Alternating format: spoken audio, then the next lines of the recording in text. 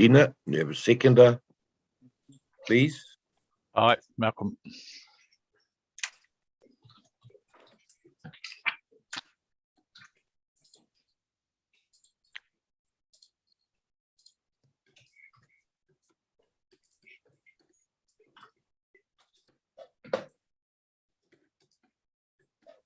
We just lose Tame. I think we did. Oh, yeah. Okay. Give a minute to come back. Yeah, just give it a minute or two.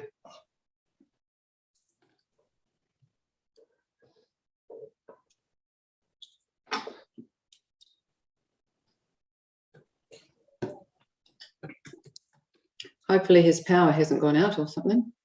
Yeah. Oh, here we go.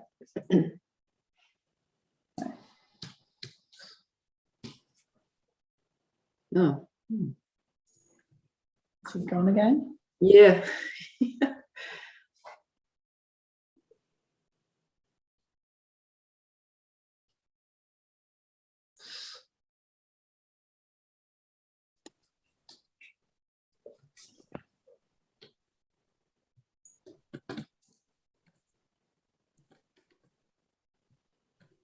There he is. Ben? Kia ora, Tame. We've just halted the meeting for a little bit while you reconnect.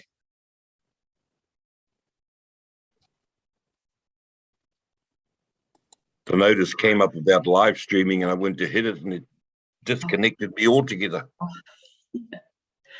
Okay. Okay, here we go. Yeah, sorry. Was moved by Georgina Conley and seconded by Jane Sherrod that the apologies be as listed. The apologies as listed be accepted. All those in favour, please say aye. Aye. Any Aye. against? Kia ora. Any abstentions? That's carried. Kia ora. So moving on to the minutes. Confirmation of minutes. Can we have a mover to confirm the minutes of the joint committee dated 11th of April? Moved by Penny Smart. Do we have a seconder? Yes, Tame. Josh here. Kia ora, Josh. Moved by Penny Smart, seconded by Josh Yeoman, at the minutes of the Kaipara Moana Remediation Joint Committee of 11th of April 2022 be confirmed. All those in favour, please say aye. Aye. Aye. Any abstentions? Any against? Kia ora, carried. Okay. Any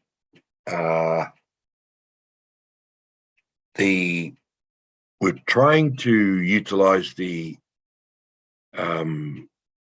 process of an action tracker, and the next matter is that the action sheet be received from the joint committee action tracker. So the motion is to receive the joint committee action tracker. Do we have a mover for that motion? And we're talking about the action list at the conclusion of our minutes.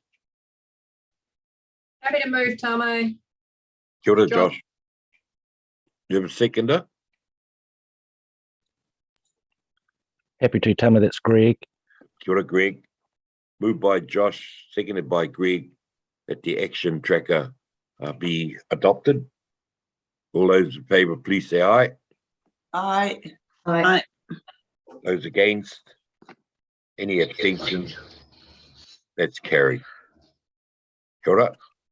And moving to item 5, the forward work plan on page 12.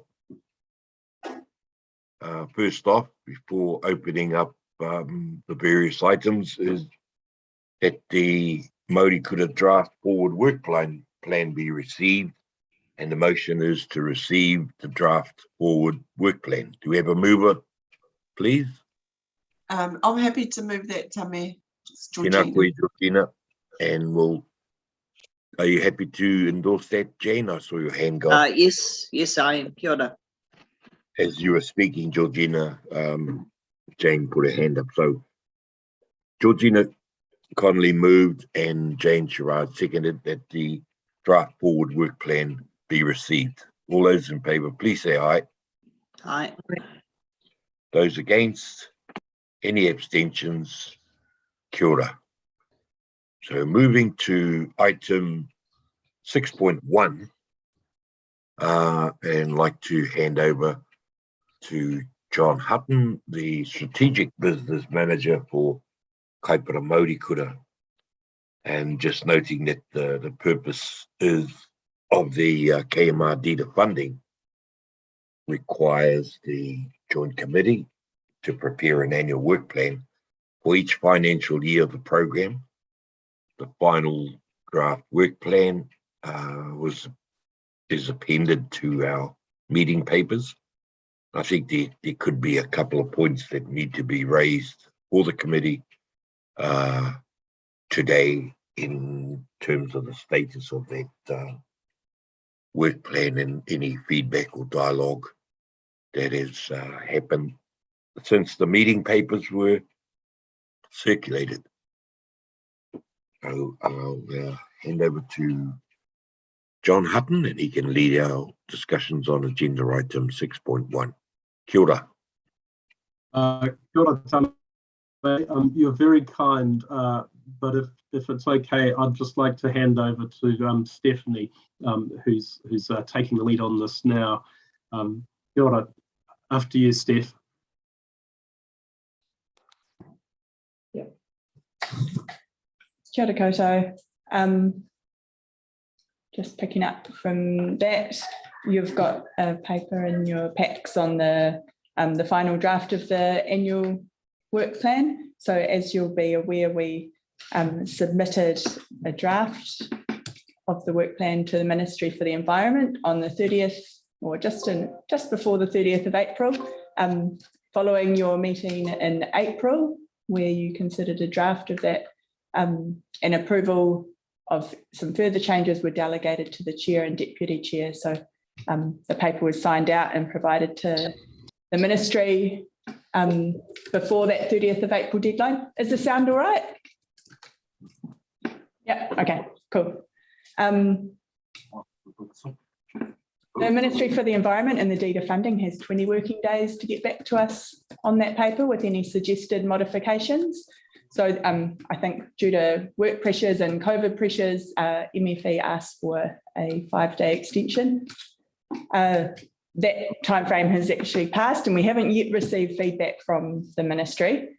I have spoken with Ilka and verbally she's signalled that people that have reviewed the work plan are comfortable with it and excited for the year ahead for KMR. But we don't have that written feedback yet. So what we've done is we've worked through. We talked about it. Oh, yeah. Thanks. So what we've done is we have been working to refine the annual work plan as signalled anyhow. So we've got a better understanding of where we're going to be at the end of this financial year, and that is reflected in the draft that you've been provided. In short, we have a more accurate understanding of the amount of grants funding that's likely to need to be carried over to the new year, and also for some of the multi-year digital tools projects, the amount of funding that's needed to be carried over due to some slight delays. So that's not an increase in the budget, just to be really clear. It's just the amount that's going to be spent in the next financial year, not this financial year. We've also, compared to the version that the Joint Committee saw in April, we have refined our estimates of what we think is like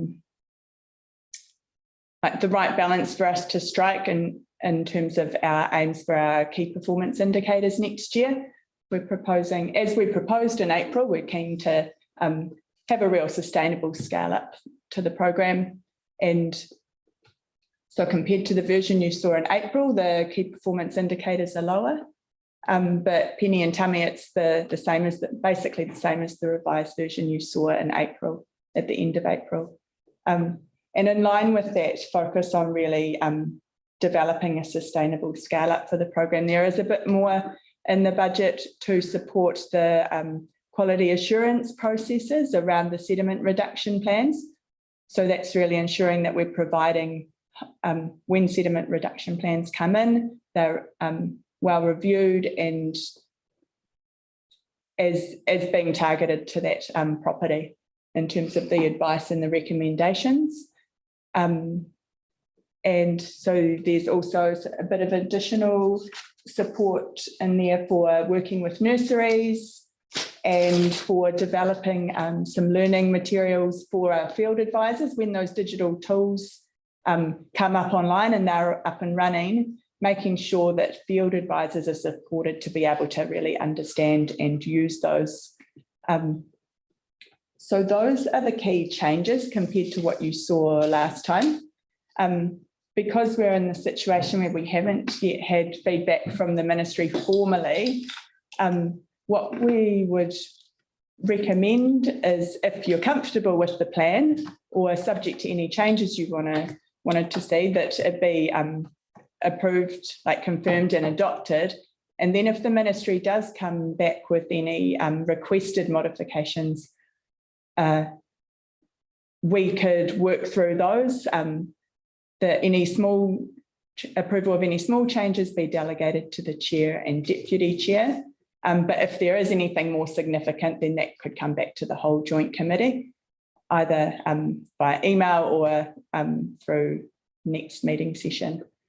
And as I said, the indication is at this stage that the ministry is pretty comfortable. So, you know, if you approve and adopt it and there are no further changes, then that would be the work plan going forward. And if they do come back with any changes, it would kind of be like pressing pause just on the bit that the ministry would want to see modified. The rest of it, if you approve and adopt the rest of the plan, it would all go forward. So we'd just be pressing pause on that, just any discrete matter that needed to be worked through. What else was there? Was one other point I was just going to make, and it's left my mind. But I think that's really it in a nutshell. If there are any queries or comments?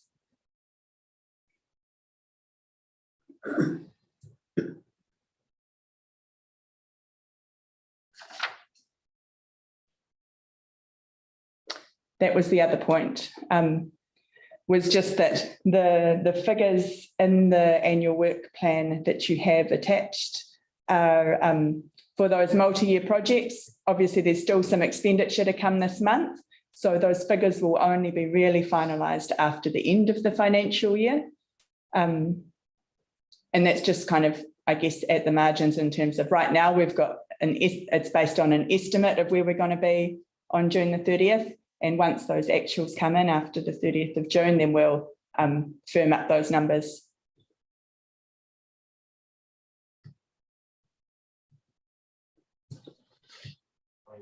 Well, thank you very much, Stephanie.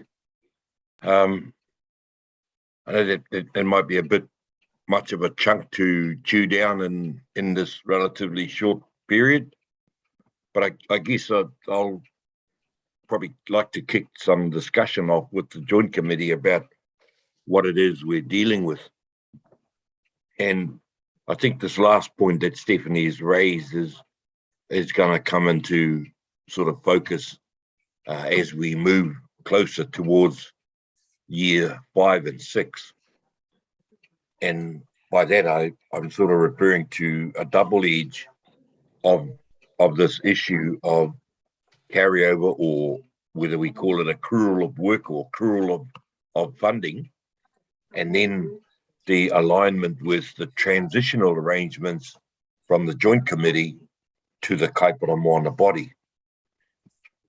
And I think, Ilka, it's not sort of, we're not raising it as anything of any way, shape or form, but in the general sense of transition, the kind of arrangements that we need to put in place so as it happens in a timely, coordinated aligned, and we're not, scrambling over one another, from a joint committee to the Kaipara Moana body, from the local government context to an independent sort of entity context, if you get what I mean.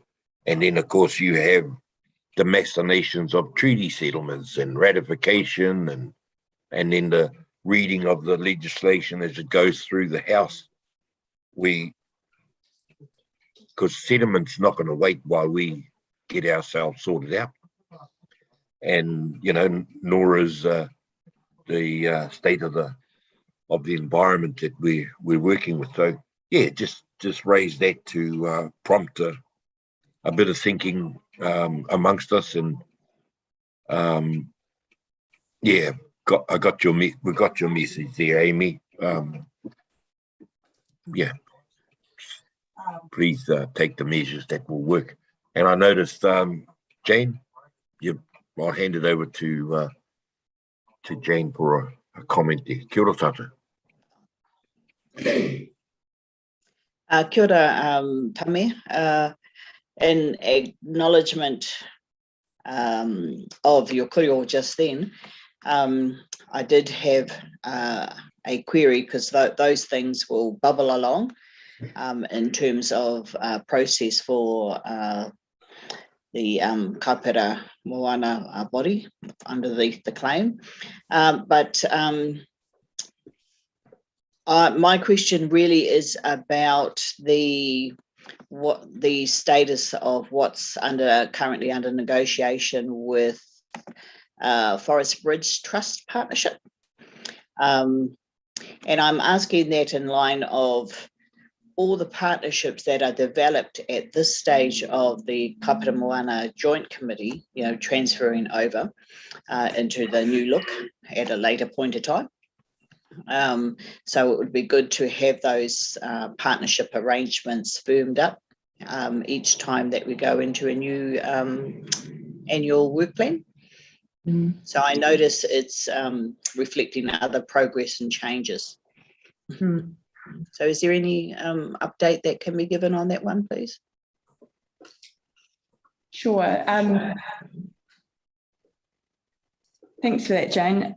So the Forest Bridge Trust, I imagine you're all aware of the existing partnership with them, whereby they had that's been running for since I think May 2021. And that current partnership comes to an end at the end of June in terms of the contractual arrangement, and they've been working with landowners, particularly around fencing in the Araparira and the Hotio subcatchments. And we're currently engaging with them around what a next stage of that could look like. They're keen to broaden out to focus on fencing, and not just fencing, but also planting with landowners there, and basically work with landowners, set a target for the year of landowners to work with to develop sediment reduction plans. And that's been, I guess, they've had a new leadership come in probably the last month, and we've also had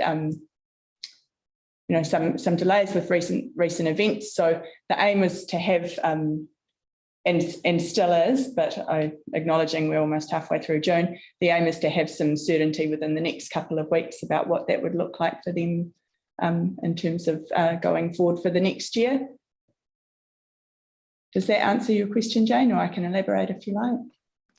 Well, kia ora through the chair. Thank you for that, Stephanie. The aspect, I just wanted to get some clarity around their scope. So yes, I acknowledge they're looking in the region of Hotio, Araparira, Kakanuri, but also coming around to the other side of what impacts upon Kaipara Moana.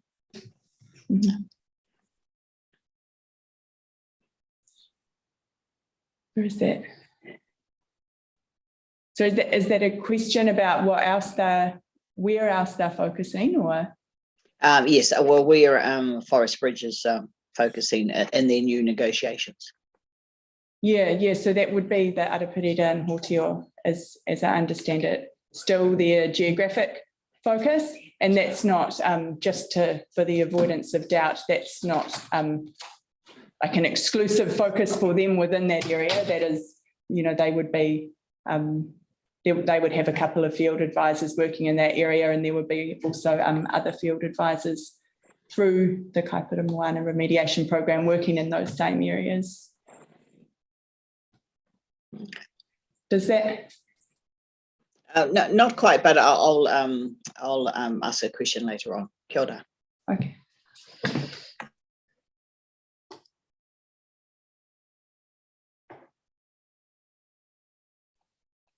My apologies. Are there any further questions of Stephanie?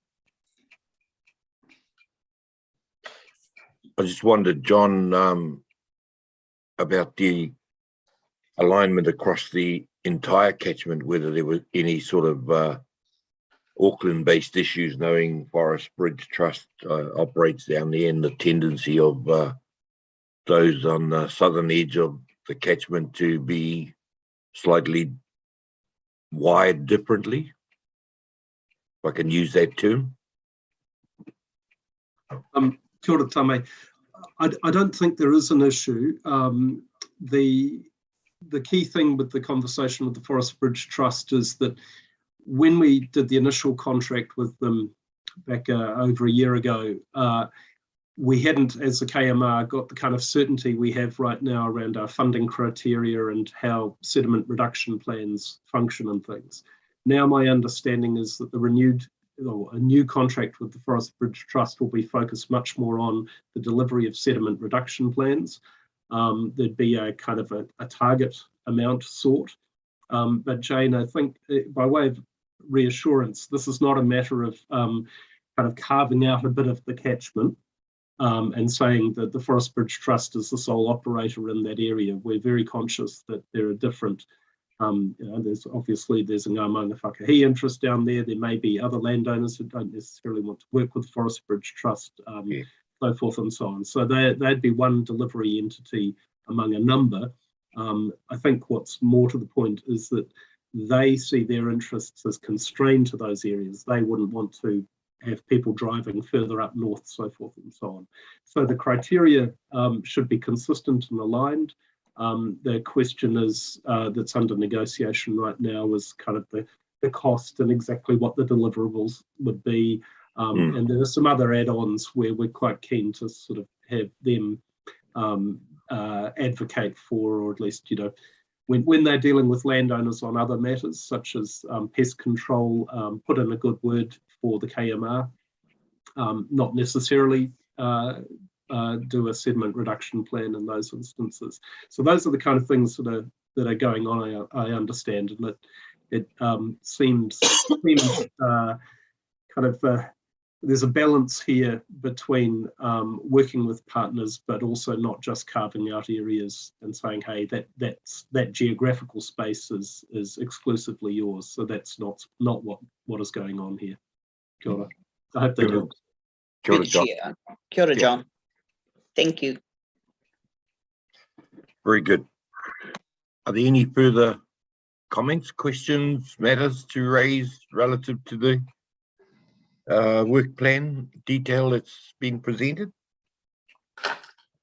If not, we have 4 steps to a resolution. If I just draw everyone's attention that the report Year 3 Annual Work Plan final draft by Stephanie Versteeg, Amorautaki Pākihi, Strategic Business Manager, and dated 9th of June be received as attachment 1. Number 2, that the Joint Committee confirm and adopt a Year 3 work plan and budget subject to minor adjustments between financial years when expenditure for Year 1 projects is reconciled for the 2021 financial year and unspent budget is transferred to the 22-23 financial year as required. 3, that the Chair and Deputy Chair are delegated approval of any modifications to the work plan, to the annual work plan, to address feedback from the Ministry for the Environment on the draft work plan. And fourth and finally, that the Year 3 annual work plan be submitted to the Ministry for the Environment by 30 June as required under the deed of funding, and KMR staff work with the Ministry to finalise the Year 3 budget for multi-year projects as these are confirmed. Can I call for a mover, please? Moved by Penny Smart. Do we have a seconder, please? Seconded by Georgina Connolly. Oh. All those in favour, please say aye. Aye. Any against? Any abstentions? Kia ora tātou. Thank you very much. Moving to agenda item 6.2. And this was the matter on conflict of interest management. Agenda, that's page 39 of the agenda. And first up, if we can have a mover and seconder that the report conflict of interest management by Justine Daw, Poutataki, and dated 6th of June 2022 be received. Have a mover for that, please. Aye, Malcolm. Tēnā koe, Malcolm. Have a seconder. Greg, Tammy. Kia ora, Greg. Tēnā koe, Greg. Moved by Malcolm, seconded by Greg, that the conflict of interest management document by Justine Daw be received. All those in favour, please say aye. Aye. Those against? Any abstentions? Kia ora, Penny.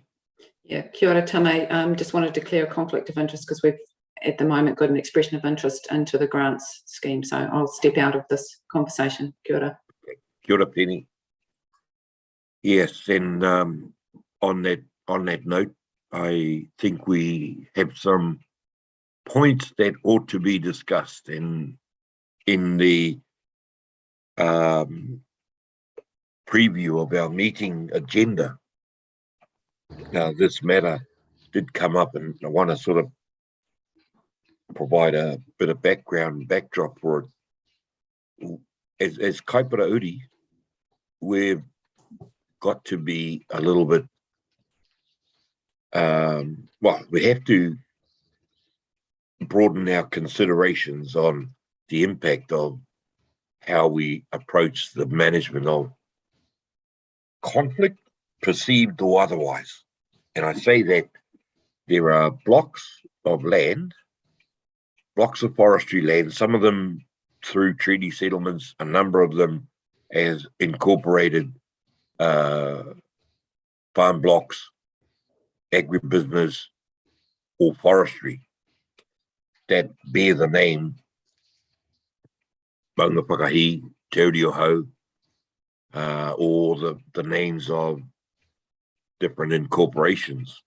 And I'm aware that there are a number of us as Kaipara Uri who, by virtue of being registered as members of Maunga Whakahi, Te Reo Hau, or Ngāti Whātua, we have that direct and indirect link, and wondered how we could structure this opportunity to manage those kind of interests.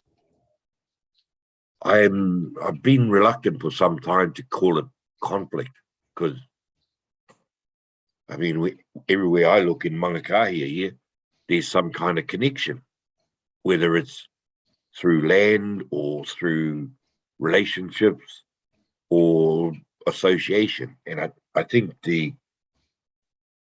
where we got to in those discussions when we were previewing the agenda was a pathway towards that. And what Penny has put before us is at what stage, or what are the options, and we should be looking at to make sure that it isn't that the individual isn't isolated simply because they have the same tribal links, the same shareholding capacity as 10,999 others in the case of Ngāti Whātua. But because it carries the name on the title, whether it's been vested in a settlement governance entity or an incorporated society, there are still mechanisms there that can trace your individual ownership or your individual connections. And I guess that's the context in which I want to put alongside of what Penny has raised, and people should have a look at the chat section there and read what Penny has put up. So just thought we'd introduce the topic with a bit of that background and invite any comments from members of the Joint Committee. Kia ora.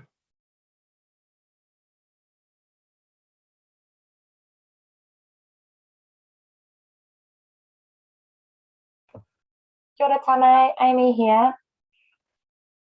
I guess I just want to tautoko that kōrero, and when I read this item, I really understood where it was coming from, in the sense that we need a good way to manage conflicts to protect the Māori kura and also to protect our members on the Joint Committee. But yeah, just wanting to express an understanding of what you're saying around the connectivity we have, and that's the challenge of this project. It's quite unique in the fact that it is so, we've got our co-governance model, and that means our people at the governance level are absolutely connected to what's happening on the land. And yeah, so I guess just wanting to tautoko what you're saying and acknowledge the challenge that it presents for us to navigate as a joint committee and for the Māori kura as well. Kia ora.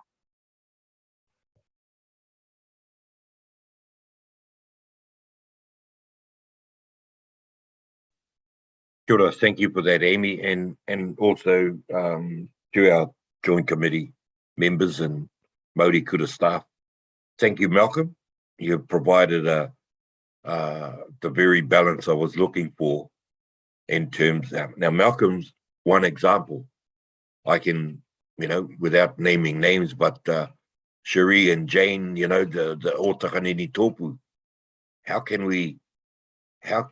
we talk about including the largest Māori land incorporated body into a scheme like this without being sort of highlighted as, look at those fellas, they're not only shareholders, but they're members of Ngāti Whātua, they're members of Maunga Pakahi, they're members of Haranui Marae. It's never ending. And I wondered, to introduce it with that in mind, not to sort of say we want any dispensations or anything like that, but I think the mechanism for managing it has to be made clear. And I'd like to sort of think we're going to dedicate some time so that not only assists us through this interim formative period, but as we move towards a legislated body and the co-governance starts to kick in, I think the value of it is we have to look. It's a little bit like how we separated out the state of the environment down to the state of the Moana, down to the state of land blocks, and then we got down to sediment reduction, surge planting, right down to foundation planting. I get a sense that this management of these conflicts, perceived or otherwise, sits in some kind of category like that. I think there are levels of involvement, of direction. You know, there's a straight personal gain. I think there's a measure in there somewhere, but I can't quite get my head around how to articulate that. So I wanted to put it today to our committee that I think it's an area that we should seek some solid legal advice on.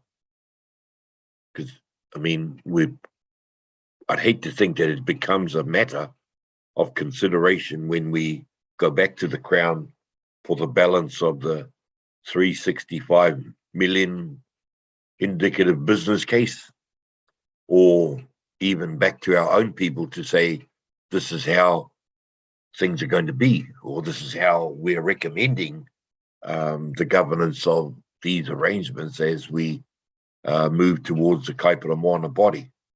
So I think for all those reasons, I've probably taken up enough time at invite the discussion from our joint committee membership. Kia ora tātou. Kia ora koutou. I do, ngā maunga whakahi, we declare we have an interest, a conflict of interest register, and I think that register should come across with us as members. Come in onto to these committees, and we bring the register across, because in that register, o takanini right to orake is declared, because also with us crossing over to Auckland Council as well. So I'm happy to go back to ngā maunga to bring our interest register across. Kia ora. Kia ora, Cherie. I think that's you know, that's wonderful. That's a great idea, and it can work. But I think the issue we're dealing with here is not so much that level of internal management, is the perception of the public sitting out there, like those ones at the headwaters of the Wairua River, who think that we're into land grabbing up in their end and ABC.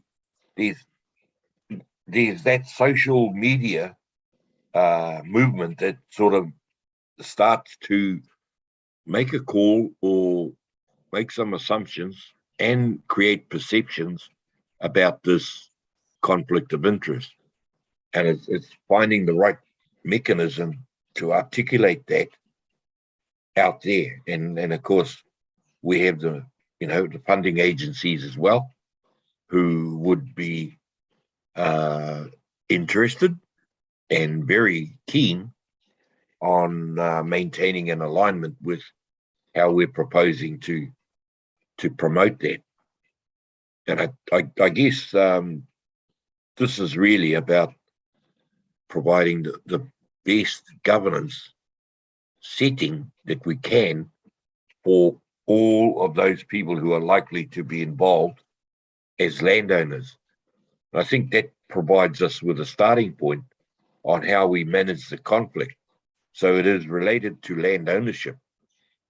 That's the conflict that's under consideration here, and how individual members are positioned in terms of land ownership.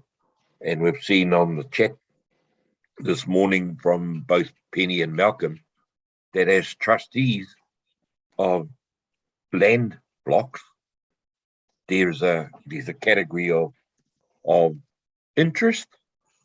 I won't say conflict. I say there's a category of interest that they've been recruited and are expected to provide to those that are directly the recipients of the benefits of that trust.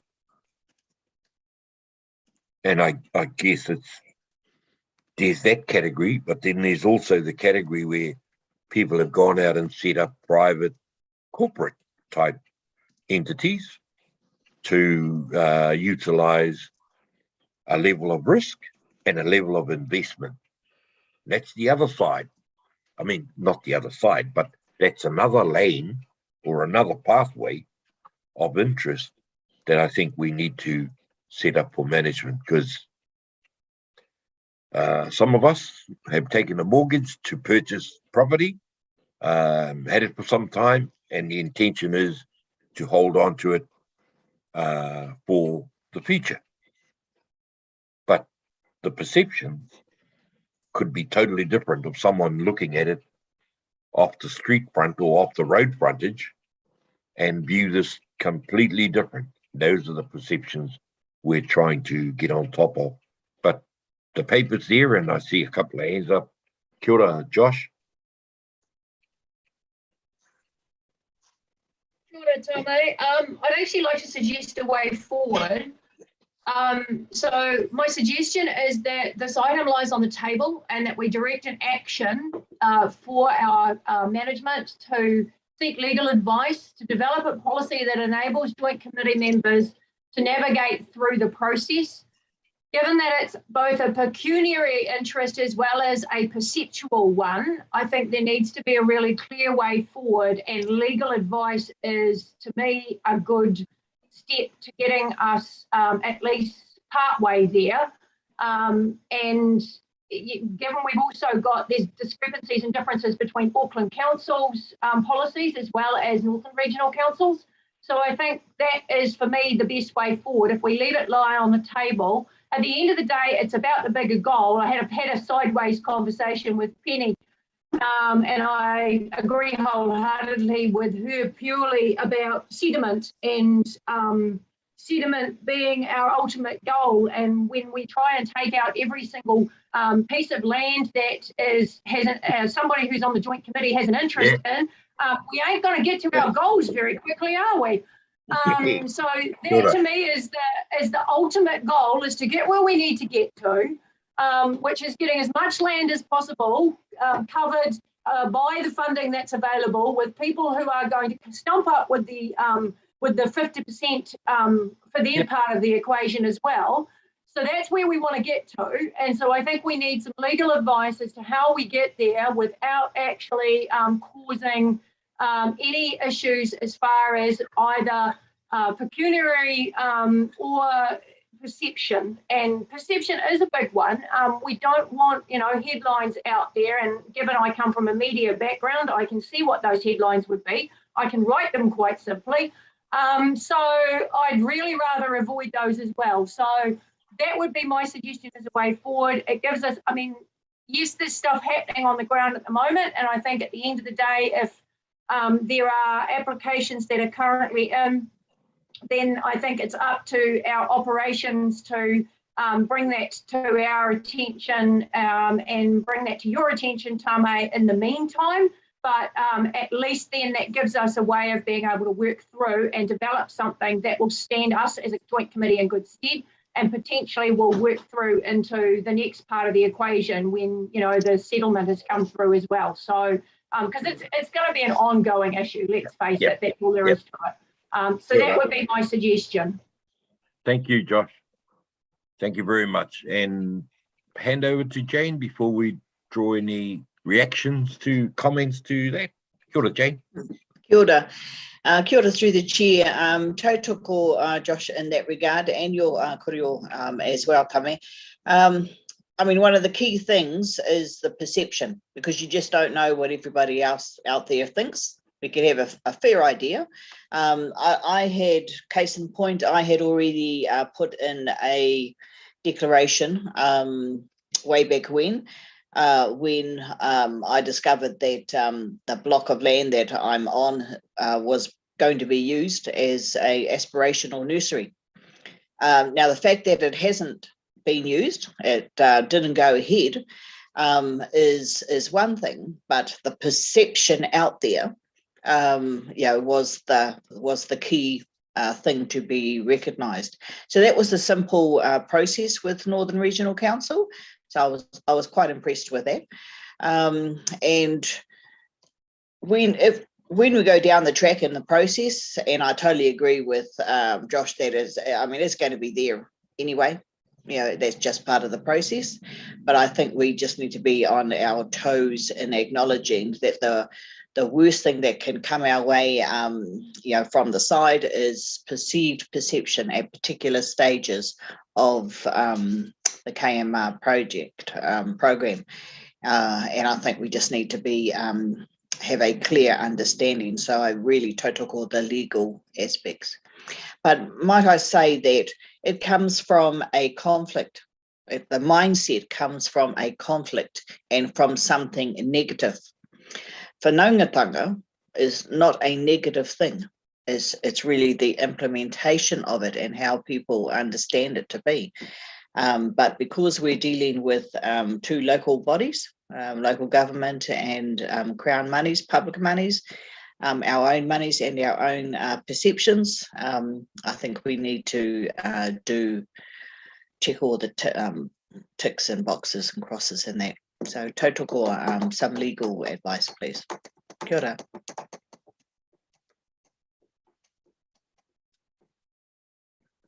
Sorry, kia ora, Jane. Tēnā koe, Malcolm. Yeah, kia ora. Just tautoko all of those, that kōrero, and probably yours, Tami, it's just a reflection of the connectedness of Māori, and we have to be careful we don't conflict ourselves into being nothing and having no participation. Just on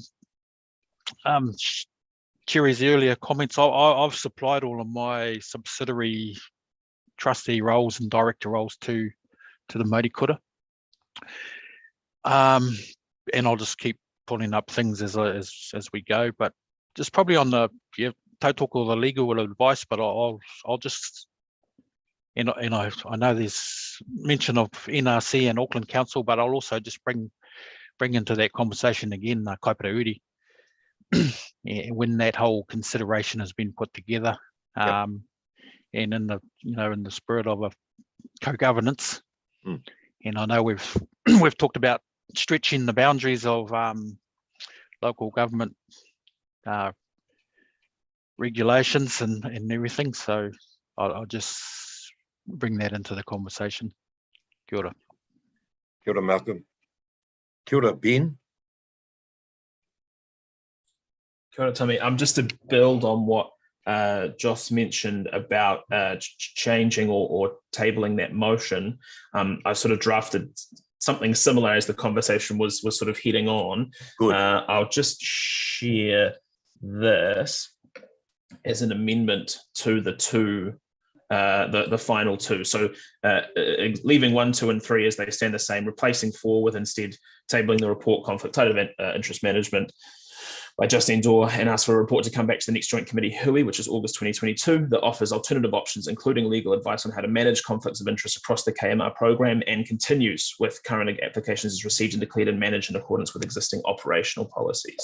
So that sort of, if that meets various parts, if someone wants to move that those be the recommendations and second it, I believe would have to be the mover of the original piece to change the recommendation to say to be 4 and 5, and then you could vote on that if you were ready to step forward with changing it, and then we can take it away, take all this information that we've gathered and the various opinions and information and points of view, and bring back something that has a bit more maybe breadth into how we manage it, to make sure that we don't eliminate vast sections of Northland from being touched. Very good. Thank you, Ben. Kia ora, Okay. Ben. Just before going to the recommendations, just invite any further comments from the Joint Committee members to this agenda item.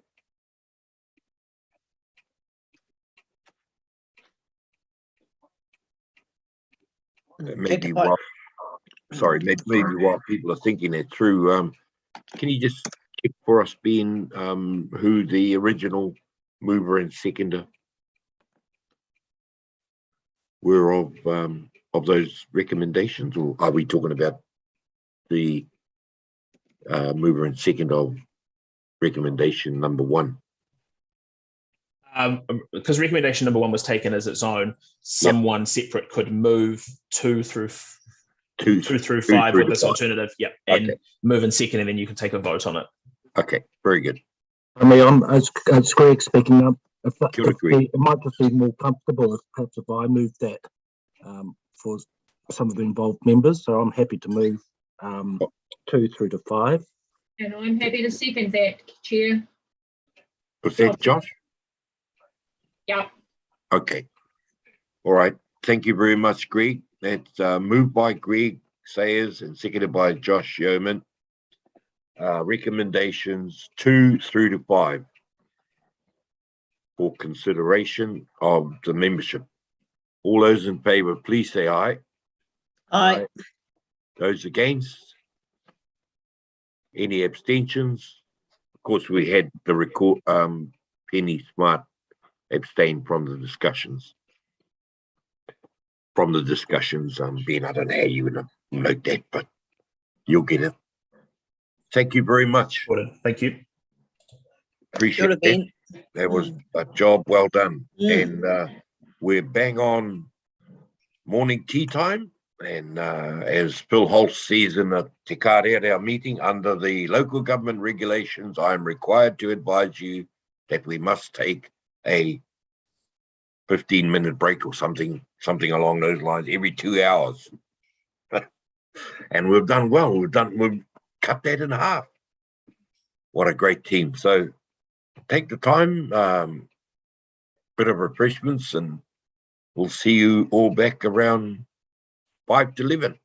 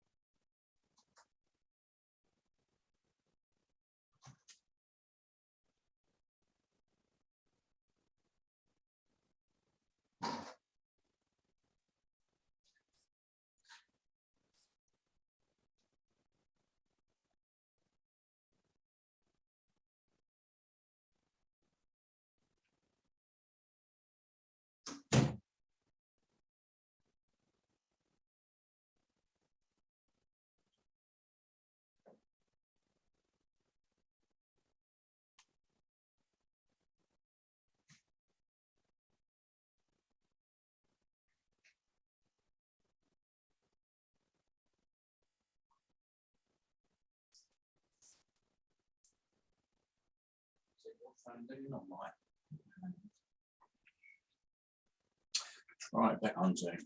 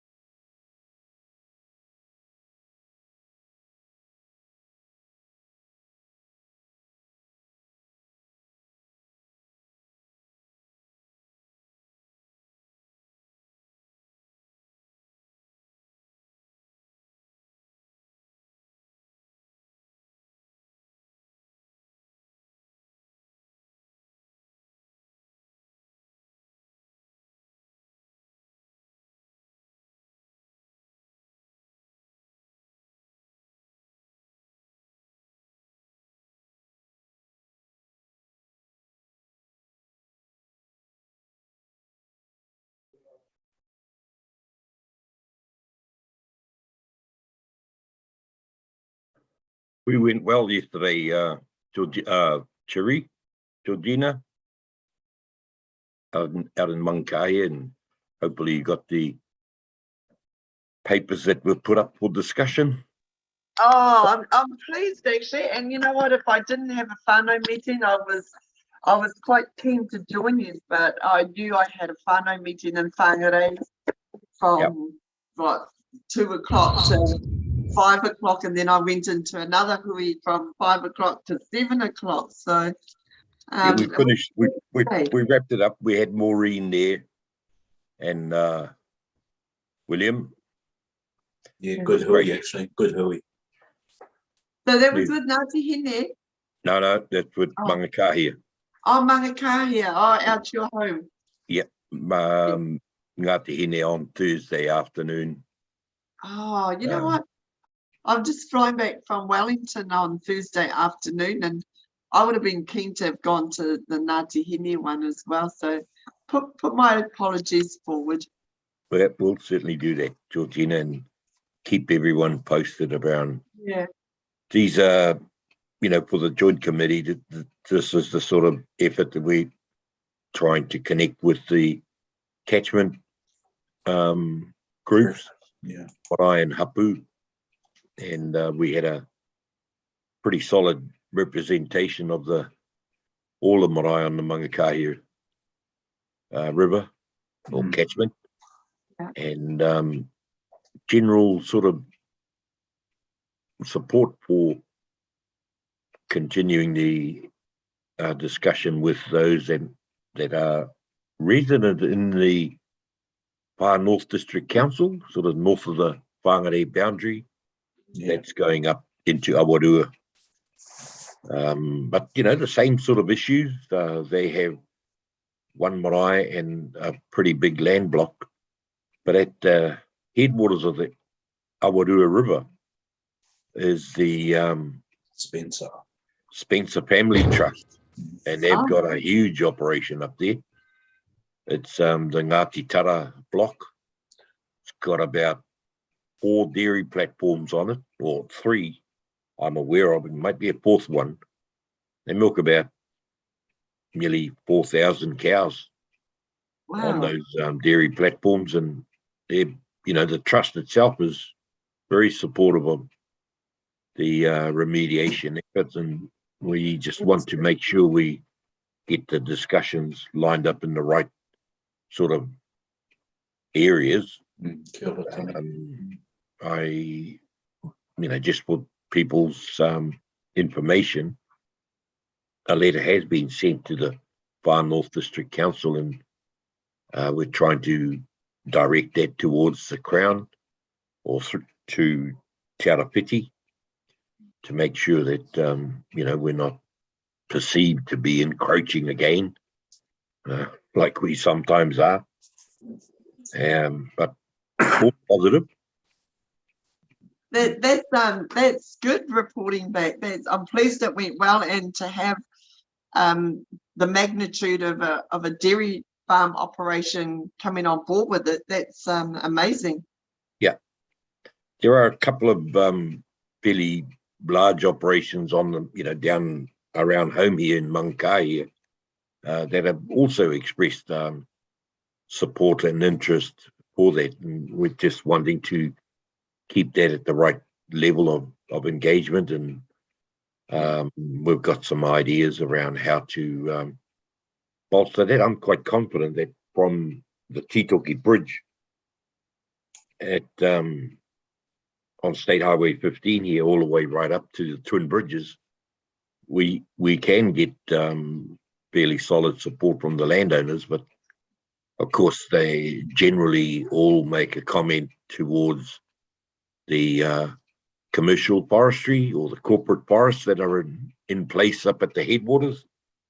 So those sort of discussions are set up as well, ready to begin.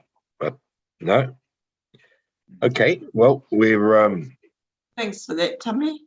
back to our agenda and our run sheet, and wondered if we could pick up agenda item 6.3, the in-kind contributions policy.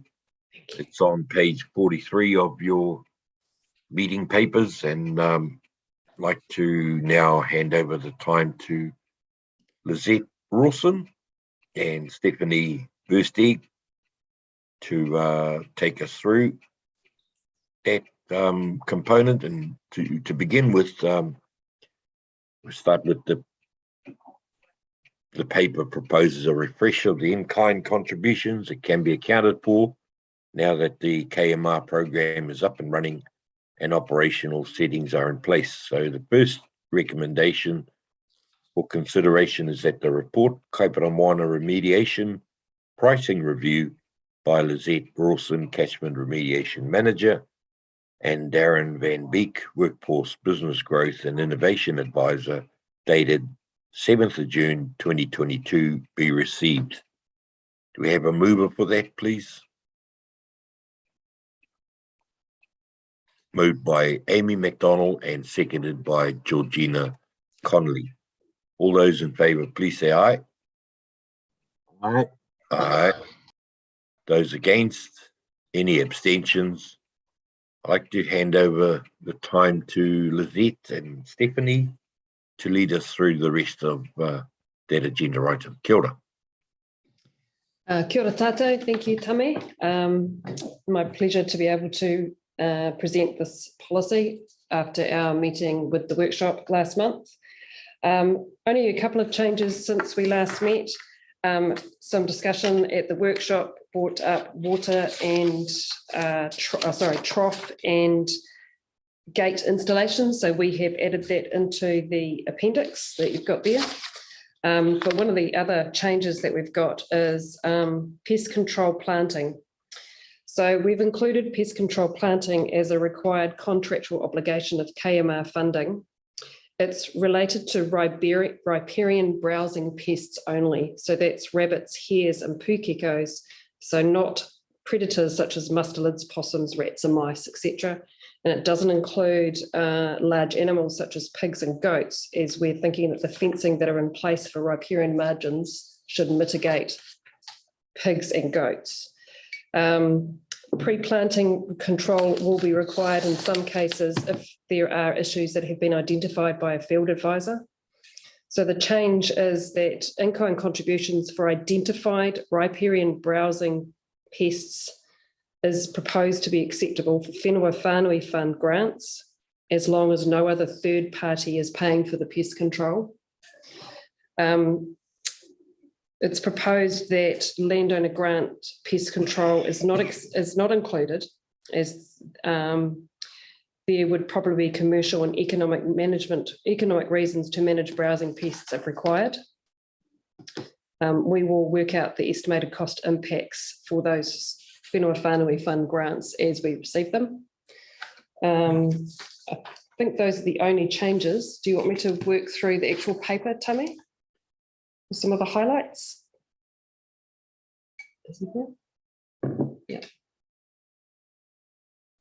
Sorry, Lizette. Yes, please. Okay. So the in-kind contributions really focus on activities that contribute to sediment reduction. So you'll notice in the attachment there, we're still talking about planting, fencing, site prep now, the installation of troughs and gates, the transport of materials and the like. We have looked at the in-kind contributions, they're outlined in that, and they will be costed at the same rate as KMR accredited contractors are paid. The schedule of prices has been agreed by the Joint Committee in the past in April 2021, and it is publicly available on the KMR website. Time spent is proposed to be benchmarked at comparable rates. And then on page 45, you'll see second paragraph down, there's 3 bullet points, and we're looking at management program overheads. So that would be for all projects with a total cost of 20,000 or higher. The management and administration costs would be capped at 10% of total project costs. And for projects with a total cost of less than 20,000, management and administration rates will be capped at 11,000 of the total project costs. And we're still working everything out on the basis that it's a 50-50% contribution. Any questions from the Joint Committee? Comments or otherwise?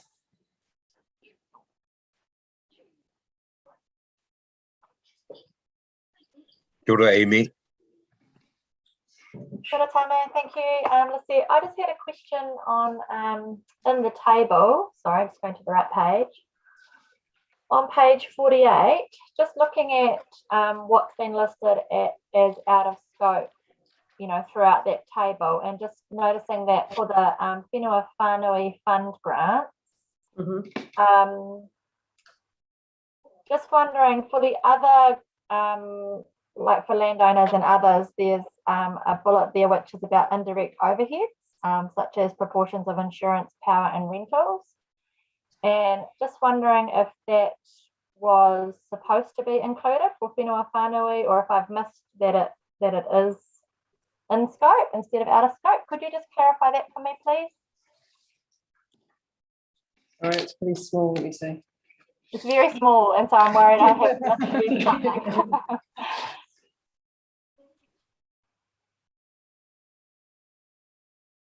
So sorry, you were saying that insurance, power and rental was out of scope for landowner grants, and you're wondering if it's in scope for whenua whānui fund, is that right? Yeah, I expected to see it because it's fairly consistent throughout the table. Yeah, I expected to see it there for the whenua whānui, but it was not there. So just wondering if that's an omission or if that's intentional. I think it's an omission, to be honest. Yeah, let me take that back, but I actually think that's an omission because it should be standard across landowner grants and whenua whānui fund. The only differences between is the inclusion of pest control now for whenua whānui fund grants. Oh, thank you. Oh, yeah, that would be good just to make sure we are being as consistent as possible. So yeah, fantastic. Thank you. Yeah. Thank you, Amy. Lizette, just for clarification and clarity, can you direct us all to where that should appear on page 48? So it should appear, sorry, I need my magnifying glass. Under the out of. Yeah, which should appear under out of scope. Okay. For whenua whānui fund. So that's the right-hand section, whenua whānui fund grants, and it should appear as a bullet point in that out of scope section. Yeah, that's right. So the out of scope section for landowner grants, it states the first bullet point, if you have a magnifying glass, is attending public meetings unless required by KMR. And second bullet point is indirect overheads such as proportions of insurance, power and rentals. So that would indicate that should be the second bullet point for whenua whānui fund out of scope. All right. Thank you for that clarification and good spotting, Amy. You don't have to go to Specsavers. Some of us do. Hey, can I just say something? I think it is sort of covered though, because in the out of scope for the whenua fund, it says administration not specifically related to the agreed whenua project. I think that's covers the because it's a bit different because whenua. So I think it is actually there. Maybe we just need to be a bit more explicit. Yeah. Yeah. I think so. Yeah, just tidy up both of those points. I think Lizette. Yep. Penny, Amy. It'll all save us a trip to Specsavers. Thank you. Any further points? Discussion?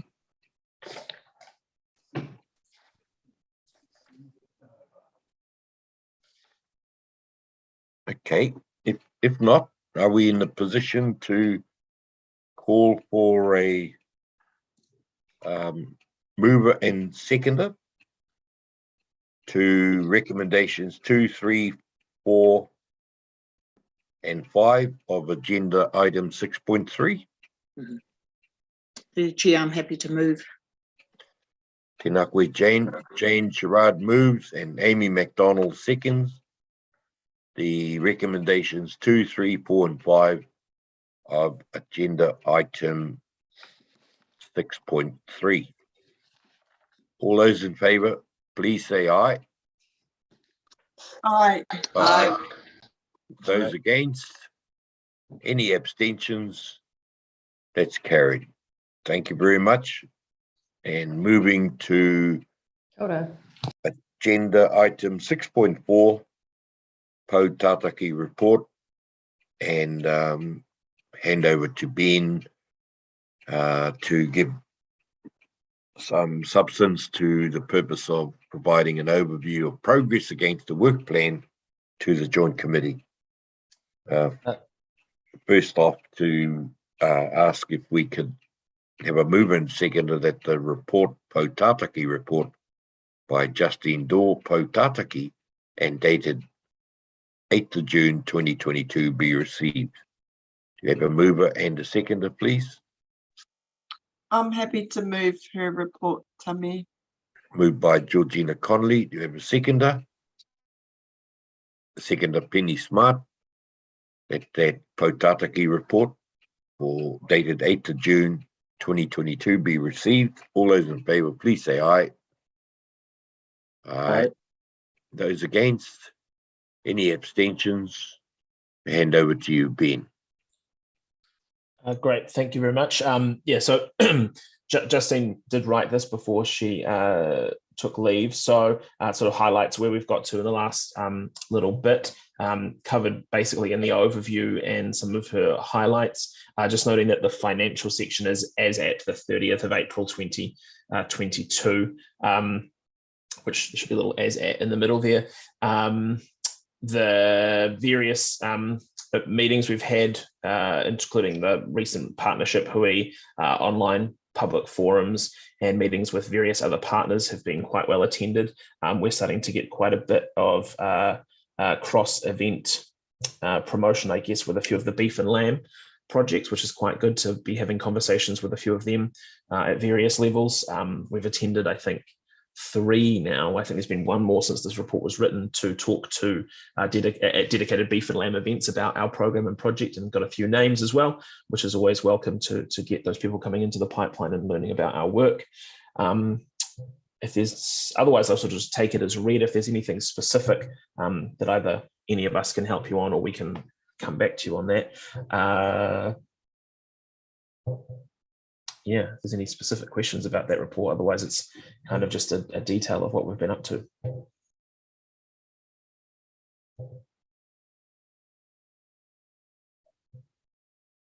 Thank you, Ben. Are there any comments from the Joint Committee members? Questions?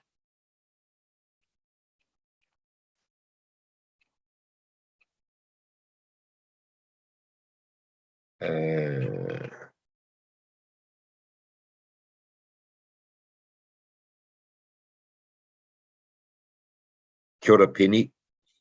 Kia ora, thanks Ben, for giving us those highlights. So I see, and I may have missed it, see that there's a presentation booked for KDC in July. Was there one for WDC? Did I see that somewhere as well? Yes, there was a presentation at Te Kararea, the Te Kararea Strategic Committee. Is that what it's called, Tommy? Yes, Strategic Partnership Standing Committee. That's the one. We haven't presented to all of WDC, so we're presenting to now KDC in July, and then I think we're booked in to present to all of WDC in August. Okay. And then whether we're going to present to all of NRC in August as well, if the dates match. Great, thank you. That was all. Thanks, Tame. Thank you. And please, everyone, note the comments from Josh Yeoman on the chat function, and invite, if there are no further comments to the Poutataki report, we'd take that as received and considered. Ben, look forward to further updates. Moving along to agenda item 6.5, the opportunities, Auckland Council and EnviroStrat presentations. Yes. And because of your efficiency, we're running about half an hour early. So we're just tracking Auckland Council down to see if they can jump on board to come and talk to us. Okay. EnviroStrat, I'll try and move them forward as well, potentially, and we might be able to get away before lunch. Yep. So if we can take a quick 5 minutes, yep, no we problem. can chase some people around. Okay. Oh, well, while we're rescheduling as a result of our efficiency this morning, are there any matters that the Joint Committee members want to raise while for the next? If I may, Tammy, it's Councillor Sayers. Kia ora, Greg. Kia ora. I'm just wondering if it's possible, or if the rest of the committee felt it might be appropriate now to perhaps not on a workshop agenda, not for discussion today, is just talk about the public relations side of our organisation, and I just would probably particularly just highlight those farmers, landowners out there that probably aren't engaged with us but know that we're around, and is there any need to get some sort of media coverage out to them about where things are sitting and how they are advancing, Chair. So it's just, I just want to float there's an idea for consideration for a future agenda. Yeah, very good. I think you're right, Greg.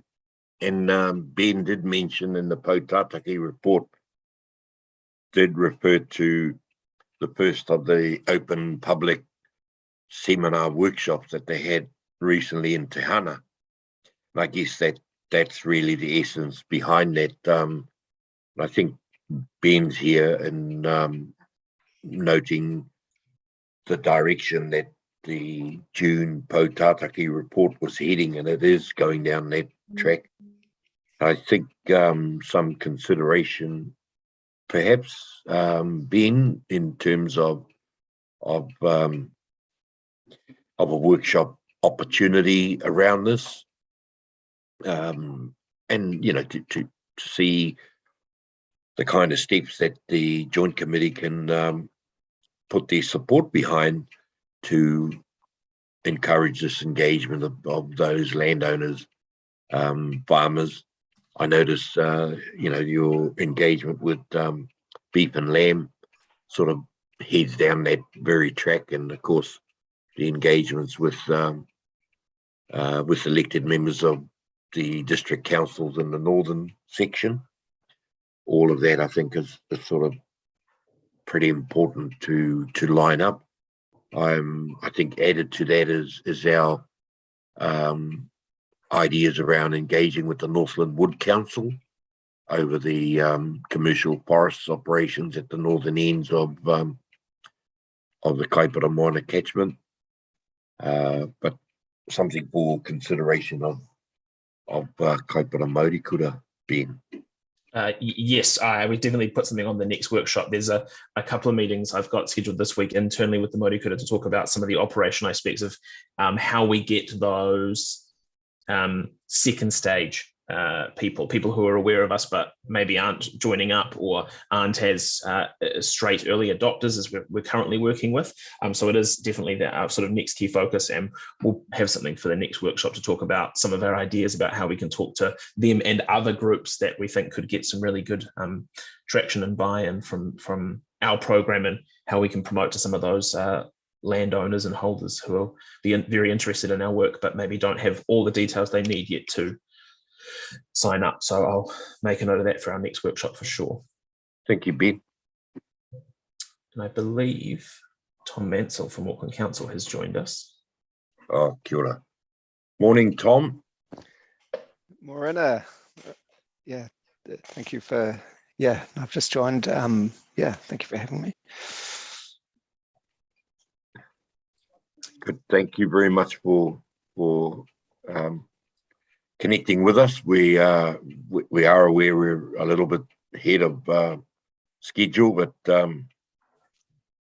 we're looking forward to the presentation on potential collaboration with KMR on carbon offsetting in the Auckland region, and we appreciate the opportunity to hear from you on the overview of these potential opportunities for the landowners in the KMR, within the KMR area of interest, and as a discussion point with the Joint Committee today. And before handing over to you, can I ask for a mover and a seconder that the presentation by Auckland Council be received? I'm happy to, Councillor Sayers. Kia ora, Greg. Moved by Greg Sayers, seconded by Jane Sherrard, that the report on opportunities from Auckland Council be received. And all those in favour, please say aye. Aye. Aye.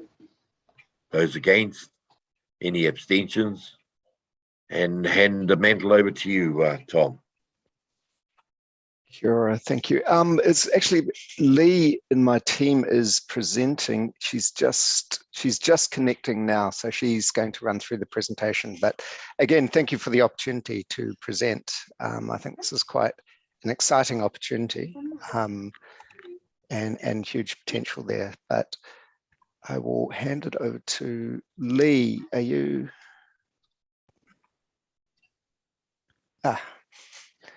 Morena Lee. So we're. Kia ora koutou, does everyone hear me? Okay, that's great. I'm going to share my screen.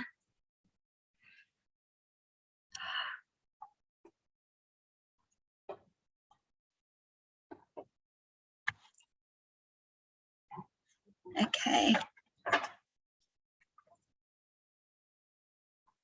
And I'm just going to start now. Kia ora koutou, my name is Lee Steckler. I work with Tom in the Sustainable Outcomes team at Healthy Waters. And I'm going to speak to you today about blue carbon sequestration.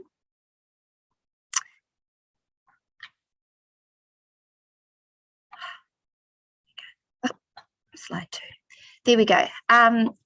So I work as part of the zero carbon team in Healthy Waters. One part of our team is dedicated to ensuring that the stormwater infrastructure that we build reduces carbon as far as possible. And the ways that we do that is we look to decide whether to perhaps build as less as possible, substitute green infrastructure instead of grey, and reduce our carbon as far as possible. And we have been set targets by Te Taruki, the Auckland Climate Plan, to seek a reduction in emissions 50% by 2030 and net zero by 2050.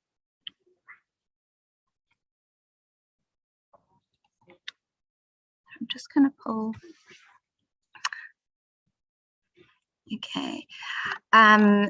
So these are ambitious targets, and that Healthy Waters has decided to embrace this challenge by addressing it through our physical works program.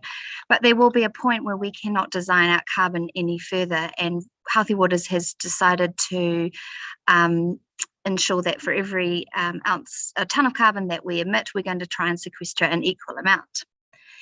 And I just wanted to show at this point what a tonne of carbon looks like. So a current stormwater project that we're doing at the moment has about 800 tonnes associated with it. So that's 100.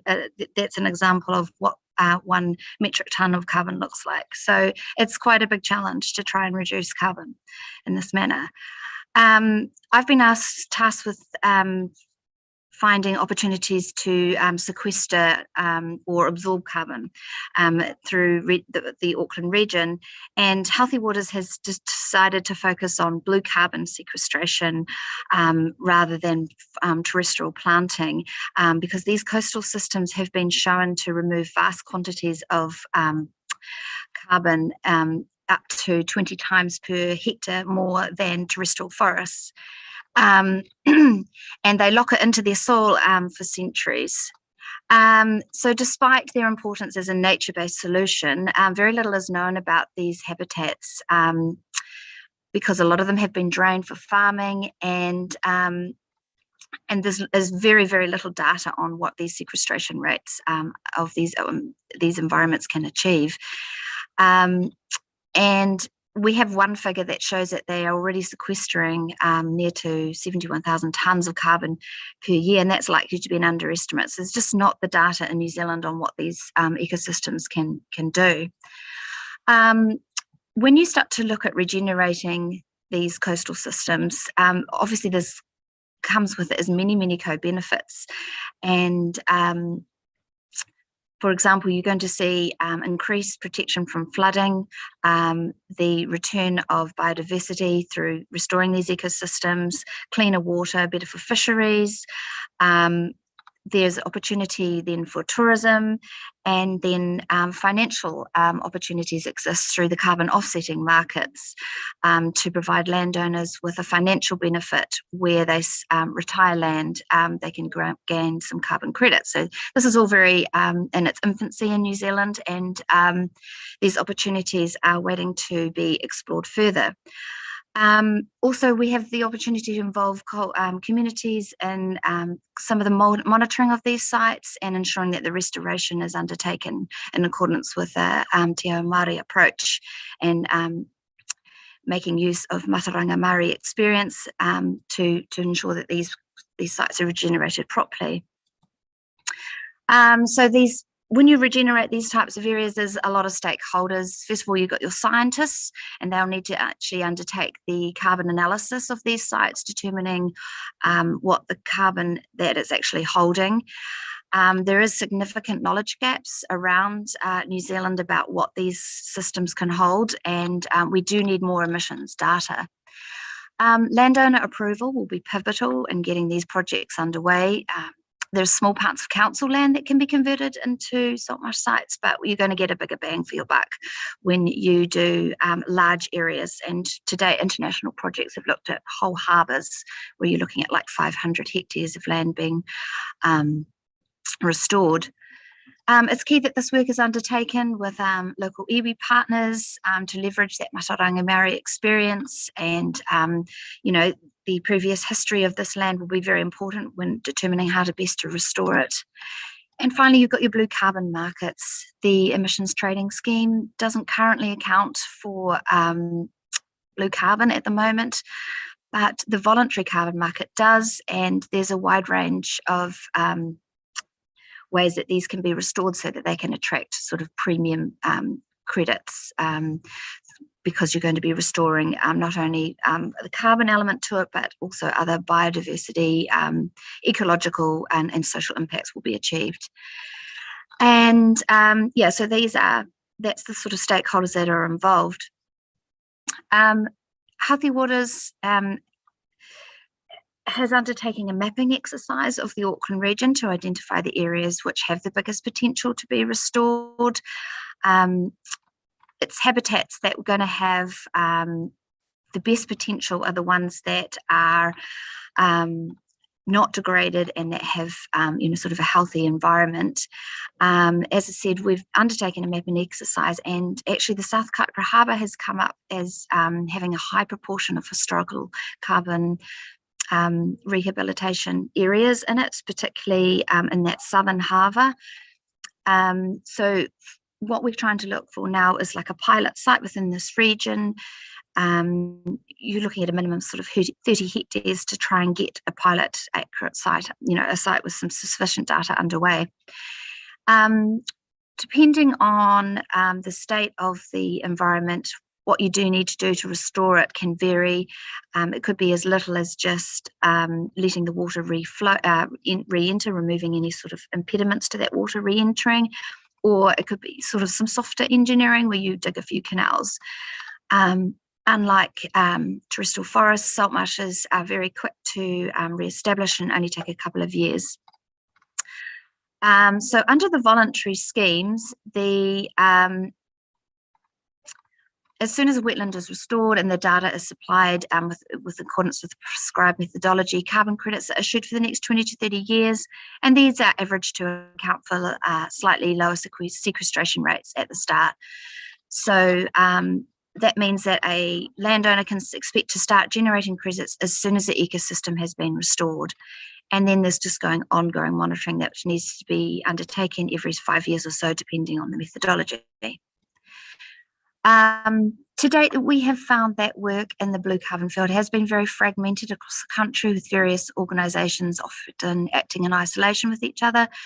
Healthy Waters has taken the opportunity to partner with and collaborate with the Nature Conservatory They are a global environmental nonprofit organisation founded originally in the US. They have a number of projects in 70 countries across the world, including Aotearoa, to conserve forests and wetlands as a way of tackling climate change. They've recently completed an extensive feasibility analysis of blue carbon projects in Aotearoa, focusing on the financing of coastal conservation activities through the creation and sale of carbon credits and resilient credits. And the Auckland Council and the Nature Conservancy are looking to undertake a pilot project within the Auckland region, which would generate that financial and technical data to inform a nationwide program. So we are forging new scientific research. Measuring sequestration rates of coastal ecosystems is new for Aotearoa, and unlike our neighbours in Australia who've been doing this work for a decade or so, this project, it is complex, but the benefits that could be achieved are enormous. We've got the opportunity to mitigate carbon emissions, restore degraded habitats, adapt the shoreline to the impacts of climate change, achieve social outcomes for coastal communities, and invest in local offsetting. That's the end of my presentation. I'm happy to take any questions. Oh, sure.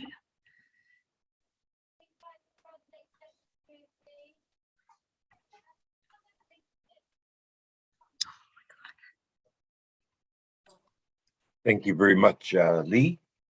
Oh, sorry. Hi, my sound's gone terrible. Is it? Okay. And appreciate that that overview. Yeah, just open up the opportunity to joint committee members, and thank you, Amy. I was hopeful you would grace us with your insights. Thank you, Tommy. Kia ora, Lee. I'm Amy McDonald. I'm a councillor on the Northland Regional Council. I hope your sound is working okay. Thank you for the presentation. I just had a little bit of a question. So this sounds like an excellent piece of work and something that would be really useful for you know, the rest of the Northland region as well, because coastal habitats are a really big part of our landscape. I just wondered if you could explain a little bit about voluntary carbon credits. I'm not sure that you can hear us though. I can. Can you hear me? Yes, we can hear you. Yeah, familiar with the emissions trading scheme, but yeah, just wondering, since the blue carbon isn't, you know, currently catered for in that way, I just wondered if you could explain, yeah, the voluntary process and sort of how that works. Yeah, so this is not an area of expertise for me, and I was hoping to actually have Eric from the Nature Conservancy join, but he wasn't able to join this morning. So what I can explain is that voluntary market gives countries from organisations from all over the world the opportunity to buy credits in schemes which don't qualify maybe for the national scheme. So you've got the ability to have these ecosystems. There is a wetlands regeneration kind of credit that you can earn, but you must restore your site in accordance with the methodology prescribed by that particular carbon credit accreditor. So we're looking at the Vero methodology for this work, and they have a prescribed methodology which the coast would need to be restored in accordance with. Then you can register that project with that accreditation firm, and then those credits will start to be generated and will be available to be bought and sold on the market. This kind of process has been going on for over a decade, like I said, in Australia, where they have a full setup blue carbon market. This will be one of the first opportunities that New Zealand has taken to actually start to put these kind of projects through that blue carbon accreditation. So the work that we will be doing is, it is going to be new and groundbreaking, and the Nature Conservancy has spent a lot of time and money putting together a feasibility report looking at this very issue of how these sites and whether they would qualify, and the answer that they have got back is yes. And again, it is all just site specific, so depending on what site you choose and providing it meets certain characteristics, they are confident that this can be done in a way that will create a return for people that invest in those or is also or retire land, that they can get an income back from that, and that those institutions that are then contributing to the restoration will also have a way of seeing their money put into a financially reputable way of creating credits that are of a high quality. Cool, thank you very much for that explanation, and I will look up the report from the Nature Conservancy, because yeah, it sounds like really good work that we definitely need to be moving forward with here in New Zealand. So I look forward to following the progress. Kia ora. They actually are presenting this week, and I can send you the invite on that report. It's an open session, so I will put that into the chat, the link for you to join that session. It's going to be really, really good. Thank you. Any further questions, comments? Kia ora, Penny. Kia ora. Thank you, Lee. Yeah, interesting stuff, like you said, Amy. So I'm just wondering, it talks in the item here that opportunities for future KMR work. So I'm just wondering what they are, and that maybe you speaking to that or staff. Just in relation to, I note that in our in-kind contributions, we don't fund retirement of land. So maybe in that context, if I could just have some comments from staff or yourself, Lee.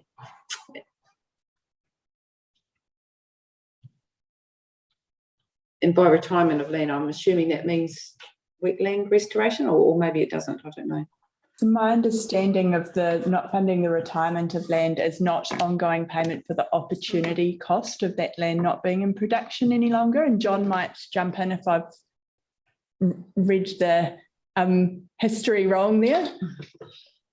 No, look, that's correct. The non payment for retirement is, say, if you looked at the value, that financial value that would be attributed to a farm, and then you say averaged it out over the cost per square metre for a paddock. Then you said, hey, let's do a 5 metre marginal, not marginal, sorry, a 5 metre riparian planting strip. What we won't do is pay the landowner for the fact that that 5 metres is no longer being grazed on a cost per metre of paddock based on whatever the land value would be. If we did that, we probably wouldn't have much money left, to be frank. It would add up very, very quickly. I think what's the situation here, though, may be different, where you might have a landowner that's got land that they could look at an alternative revenue source through the carbon sequestration by making that land available to go back into, say, a salt marsh and things. And Lee, I guess this would be the question as to where, from a landowner perspective, where the kind of cost benefit would lie here. Mm-hmm, mm-hmm. Yeah. And it would depend on the type of credits that they could attract from surrendering that piece of land. And it may be that parcels of land where it's small parcels of land, it's bundled together, the owners, they do it as one whole unit and then divide those, the credits that they then generate between them in that manner to get a bigger area and share in that. I think that's probably the best approach, where you've got multiple landowners surrendering maybe small parts of land. And you're talking there about, say, a coastal strip that might go along half a dozen properties. Yes. But, and right now it's been reclaimed, or it's in one of those kind of flats that go right up to the edge of the harbour, and sometimes, sorry, I'm not an expert, but sometimes it doesn't look like the world's best grazing. To be frank. Yeah, and you'd look for that sort of unproductive land that's no longer worth draining, this is an opportunity perhaps to generate a different form of income from that land. Okay, thank you. I'm still not quite clear where KMR fits in here. As in, would we fund the fencing off of that land, John, or not? No, the idea is that the restoration works, like this would be funded by the Nature Conservatory. They are looking to invest a good, like in a project that would last, you know, the full 10-year lifetime of getting that onto getting it restored, getting it and regenerated into the site and up on, able then to be monitored in accordance with those requirements to earn credit. So the restoration works would not be looked to be funded through KMR. We're looking for KMR support and simply as a communication channel with landowners, as a way of I know there's a lot of already established relationships that you have with people in the area. It's simply utilising those connections. Kia ora. Thank you, Lee. You right, Penny? Yep. Okay. Tēnā koe. Kia ora, Malcolm. Kia ora, Lee. Just really interesting stuff there. Just a question: where is central government supporting this in any shape or form, or what's the level of support, I guess, with all that, you know, he waka eka no's been going on, carbon footprints, greenhouse gases?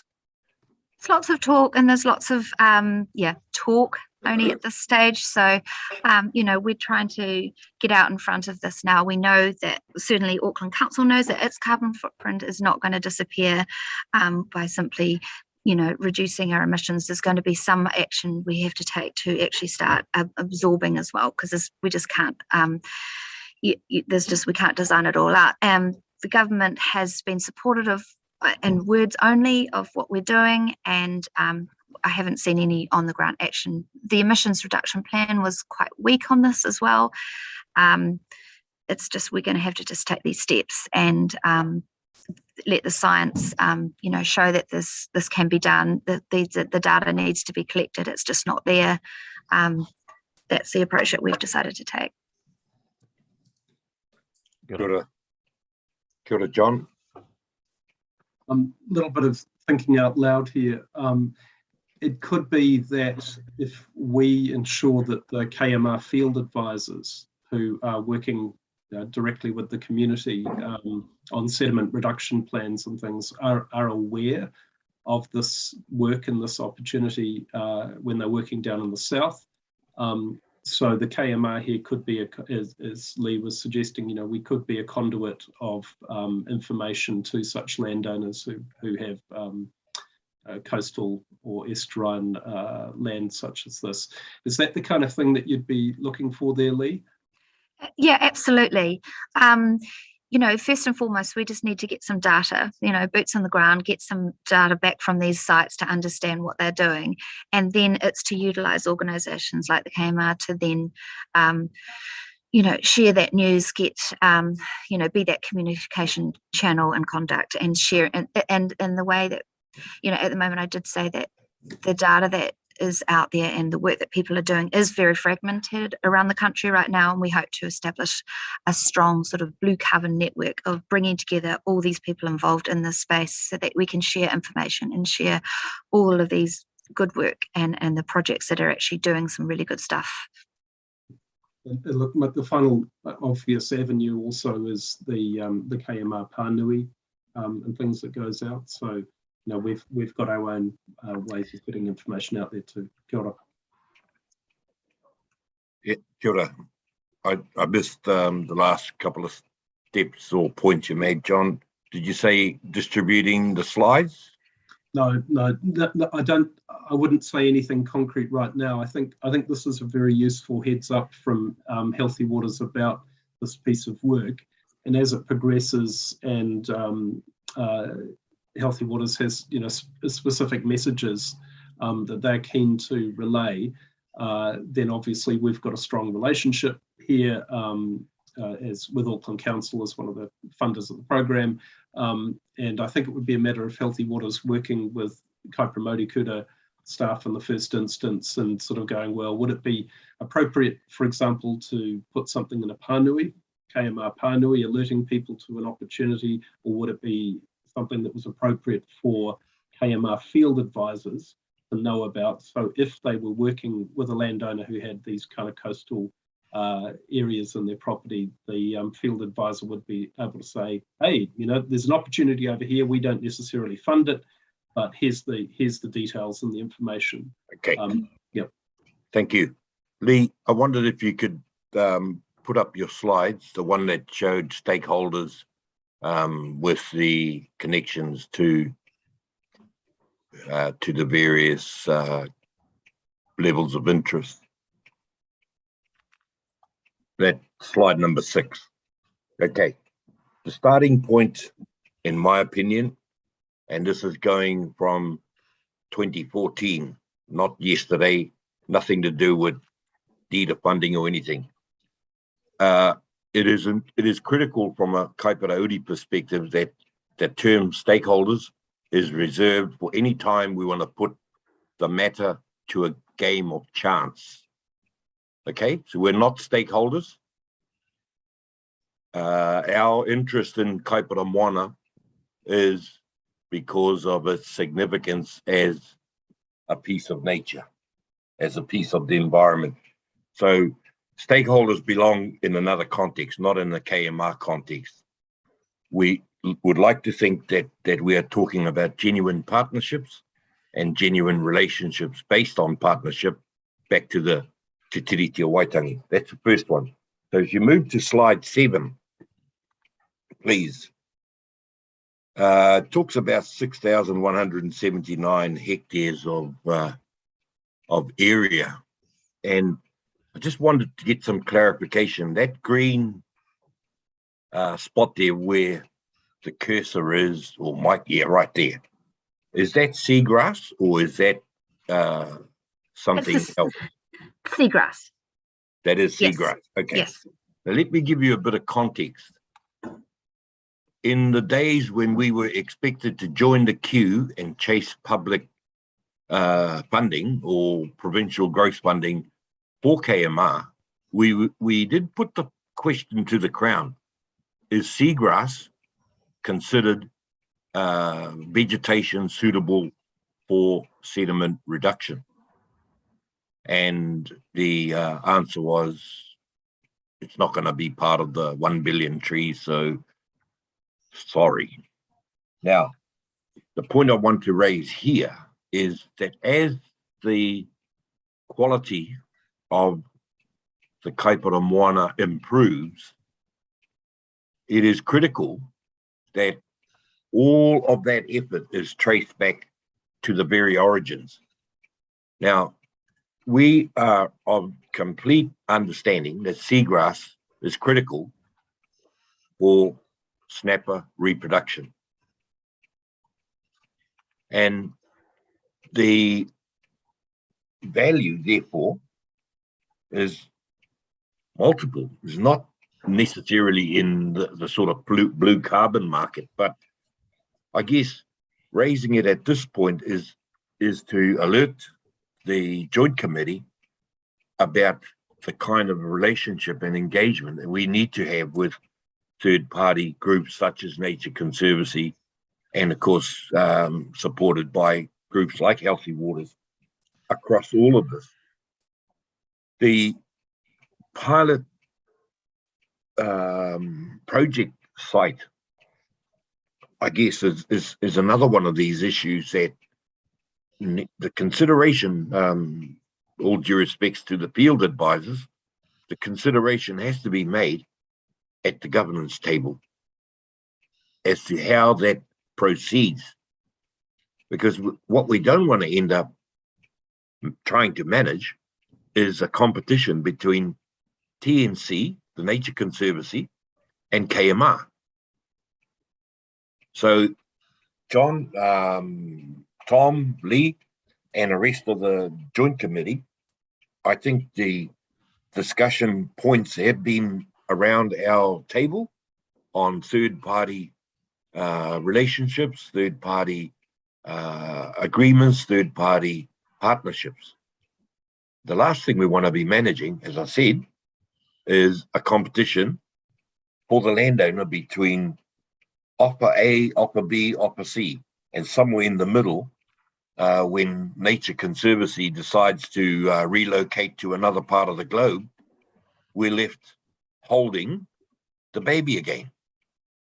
And let's not forget that the reason KMR is in existence is because of the lack of regard for the governance and management decisions over the catchment. So we've, as Uri, decided to take it down a different path. And I just want to roll through those issues. I think the retirement of land is something that has to be accounted for. If, and not to say funded or paid for by KMR.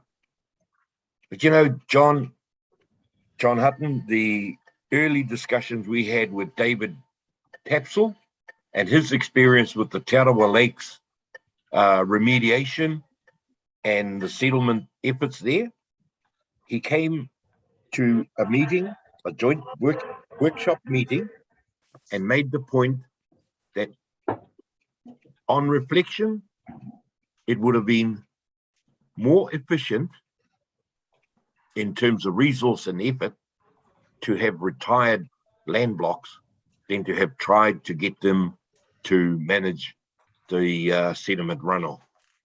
And I think we, for those very reasons, the least we should be doing is accounting those areas that could be or should be retired. Funding it is another matter. But unless we put that profile of options and opportunities back to the Crown, they're never going to know. And that brings me to the last point about Mātauranga Māori. We've tried to promote the thinking, Lee, Tom, that Mātauranga Māori is important as a generic cover. But for places like indicated on your map here, those that live there, those that have been born and raised there, know the natural nuances of what goes on.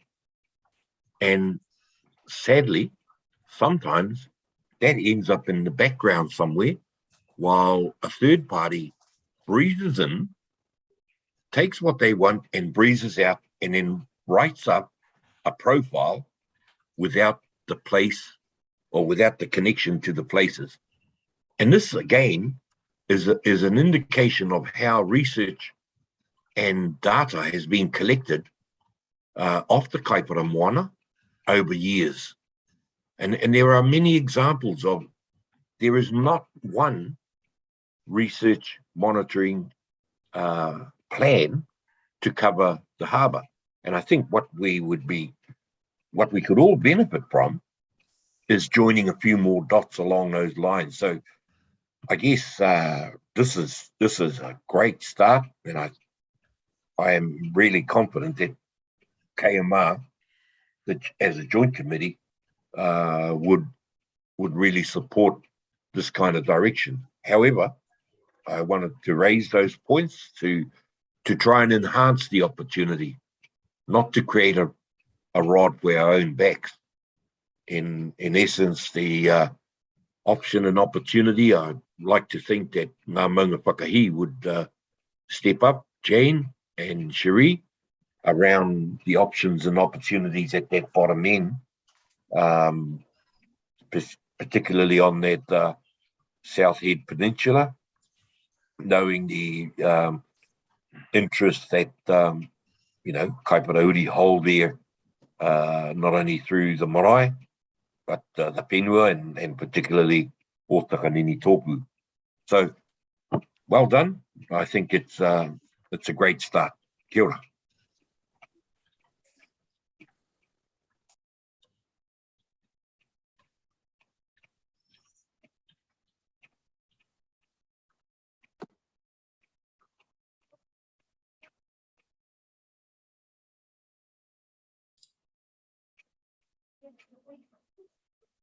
If there's no, does anyone else have any other comments or questions for Lee or Tom? Kia ora through the chair. I thought Cherie was just about to have a koreo. Yeah.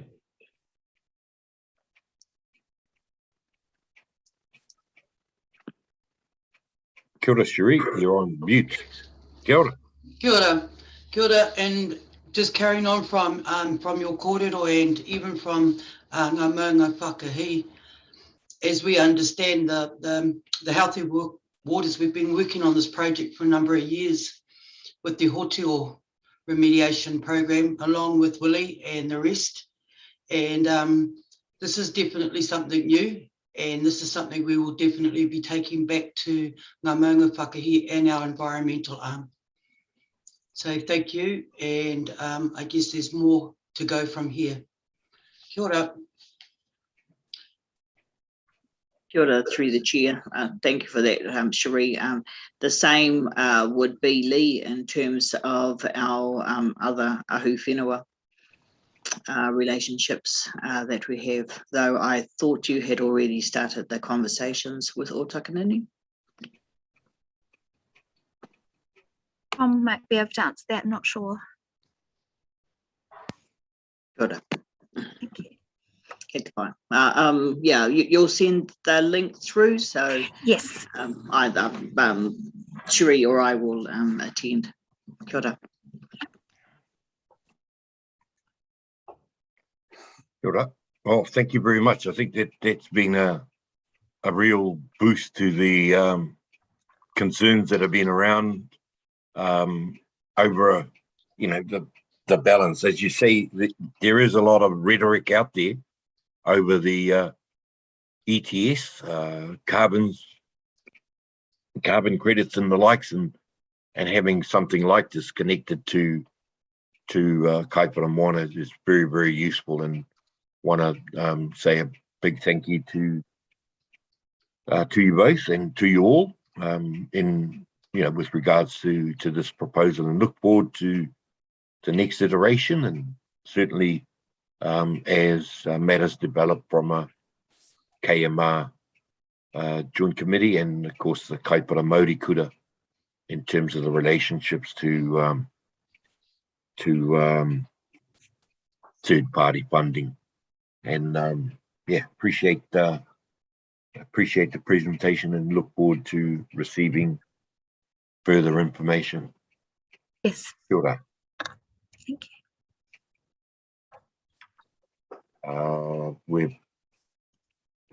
Can I just check with Ben? We've got the team from EnviroStrat here on early, so we can step into their presentation. They'll take no more than half an hour, and then we can finish up the meeting and go for the day. So, do you want me to just introduce the team? Yep, by all means. Great. So we've got Ross and Nigel from EnviroStrat. A bit of context for their conversation. So not asking for anything specifically from KMR, more sort of an overview of, alongside blue carbon, what else could be next? Where else can we go? I'm sure Ross and Nigel introduce themselves and where their sort of background comes from, but more sort of information that Justine found and thought would be good to present to the joint committee. So I'll hand over to Ross and Nigel to introduce themselves. Yeah, kia ora. Excuse me, kia ora tātou. Nigel, apologies, I lost my voice last week with the flu, not COVID, so I'm quite hard to understand. Just let me know if you can't hear me and I'll speak louder. Ross, do you want to quickly introduce yourself? Morena kia koutou, ko Ross Abercrombie te kongoa. Grew up in Whangarei and around Te Rerenga Parawa, and based in the Waikato at the moment, but working on a range of land use and landscape projects. And look, interested in where KMR could align to some of the other work that we're doing around the country. Had a range of work in the Auckland Council region, and was actually out on South Head last week looking at soil carbon opportunities. So some real interest locally in this tikanga. So I'll hand over to Nigel, who will largely present and I'll support. Thanks, Ross. So Tame, I know we caught up a few weeks back, talking very generally initially about seaweed focus, and I can touch on some of that in a bit, but a couple of the other things that we were chatting to Justine and Steph about at the time had led to us, Justine asking us to present to you today. And both of these projects line up with work that we've done over the last several years with the Waikato River Authority, which I'm sure most of you are familiar with. And Steph thought, or Steph and Justine thought there'd be value in us just speaking briefly about some of that work. And talking to Steph on and Ben on Friday, really the way we were thinking about it collectively was you've already got sort of short-term priorities in terms of winter planting plans and the need to get that really visible momentum for your program. Alongside that, there are a couple of other things, and this is really what we'll focus on today. So one of them is sort of thinking with a slightly longer term in mind about how you prioritize restoration projects of different sizes and scales and different types of projects from, in some cases, it could be inanga habitat restoration, for example. How do you compare that with something that is a really huge planting, tree planting program right up at the top of the catchment? How you kind of go through that process. I'll talk about that in a sec.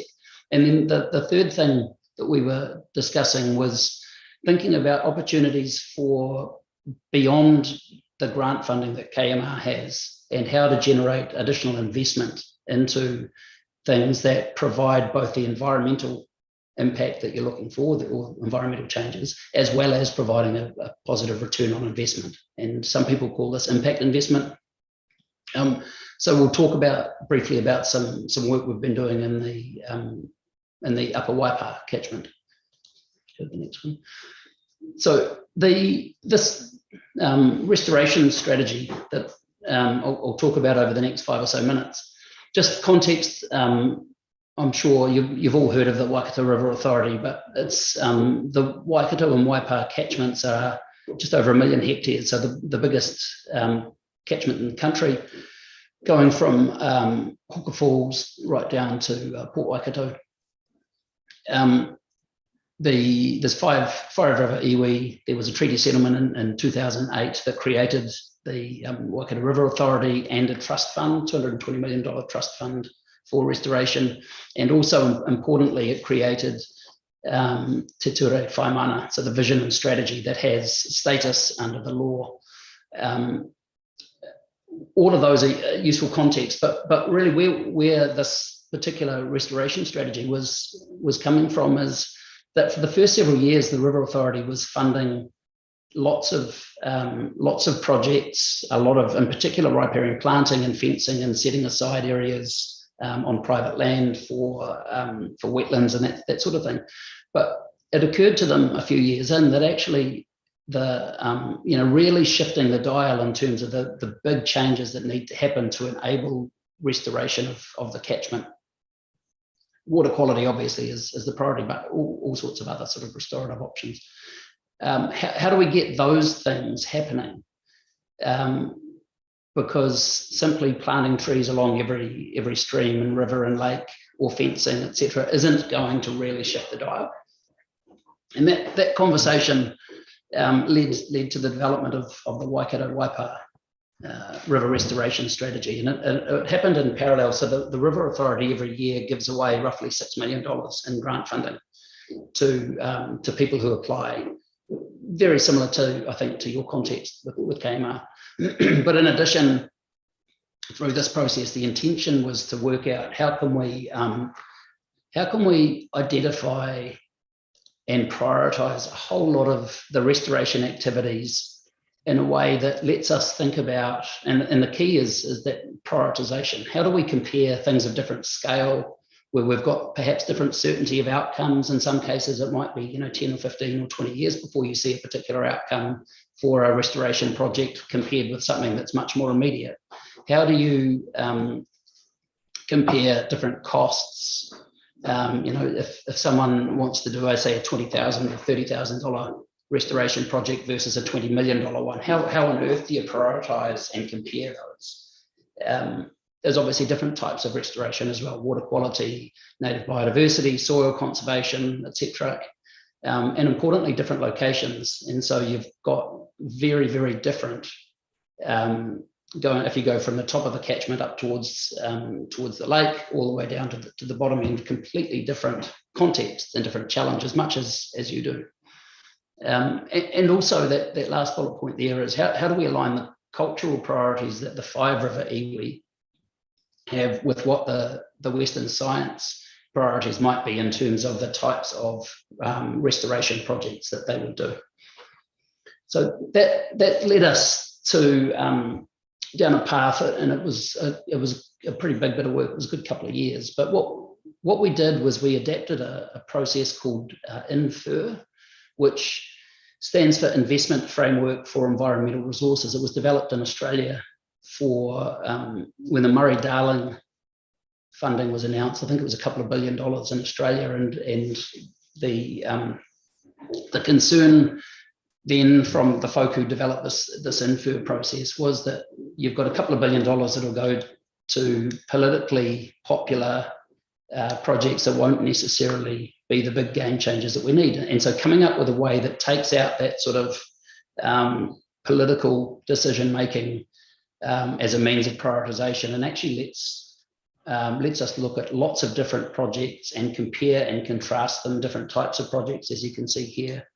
And what was really crucial with the INFIR approach is that you've got that by the end of it, we're able to compare those really small with very large projects. You can compare projects that are looking, so some of them looking at just say access or recreation as part of that overall restoration, by comparison with things that are looking at large scale tree planting and erosion prone hills, for example. So getting to the point where you can actually say we can compare and relatively prioritize.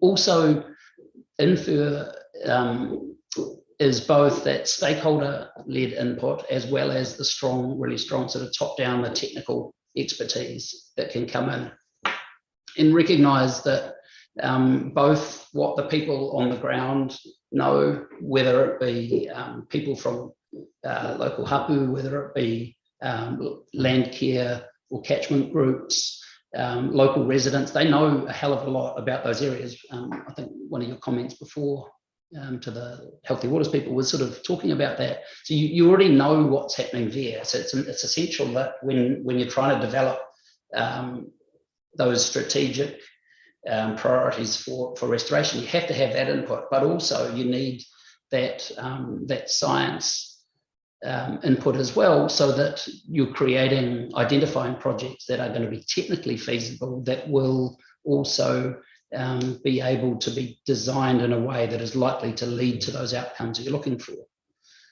With the INFIR process that we followed, though, we had to adapt for the New Zealand context, and in particular, in terms of the Waikato region, the way the Australians do it is they say the Great Barrier Reef is the most valuable natural asset in Australia, and therefore, by definition, everything is less than that. And that's part of how they go through this prioritization thing. And that just doesn't work here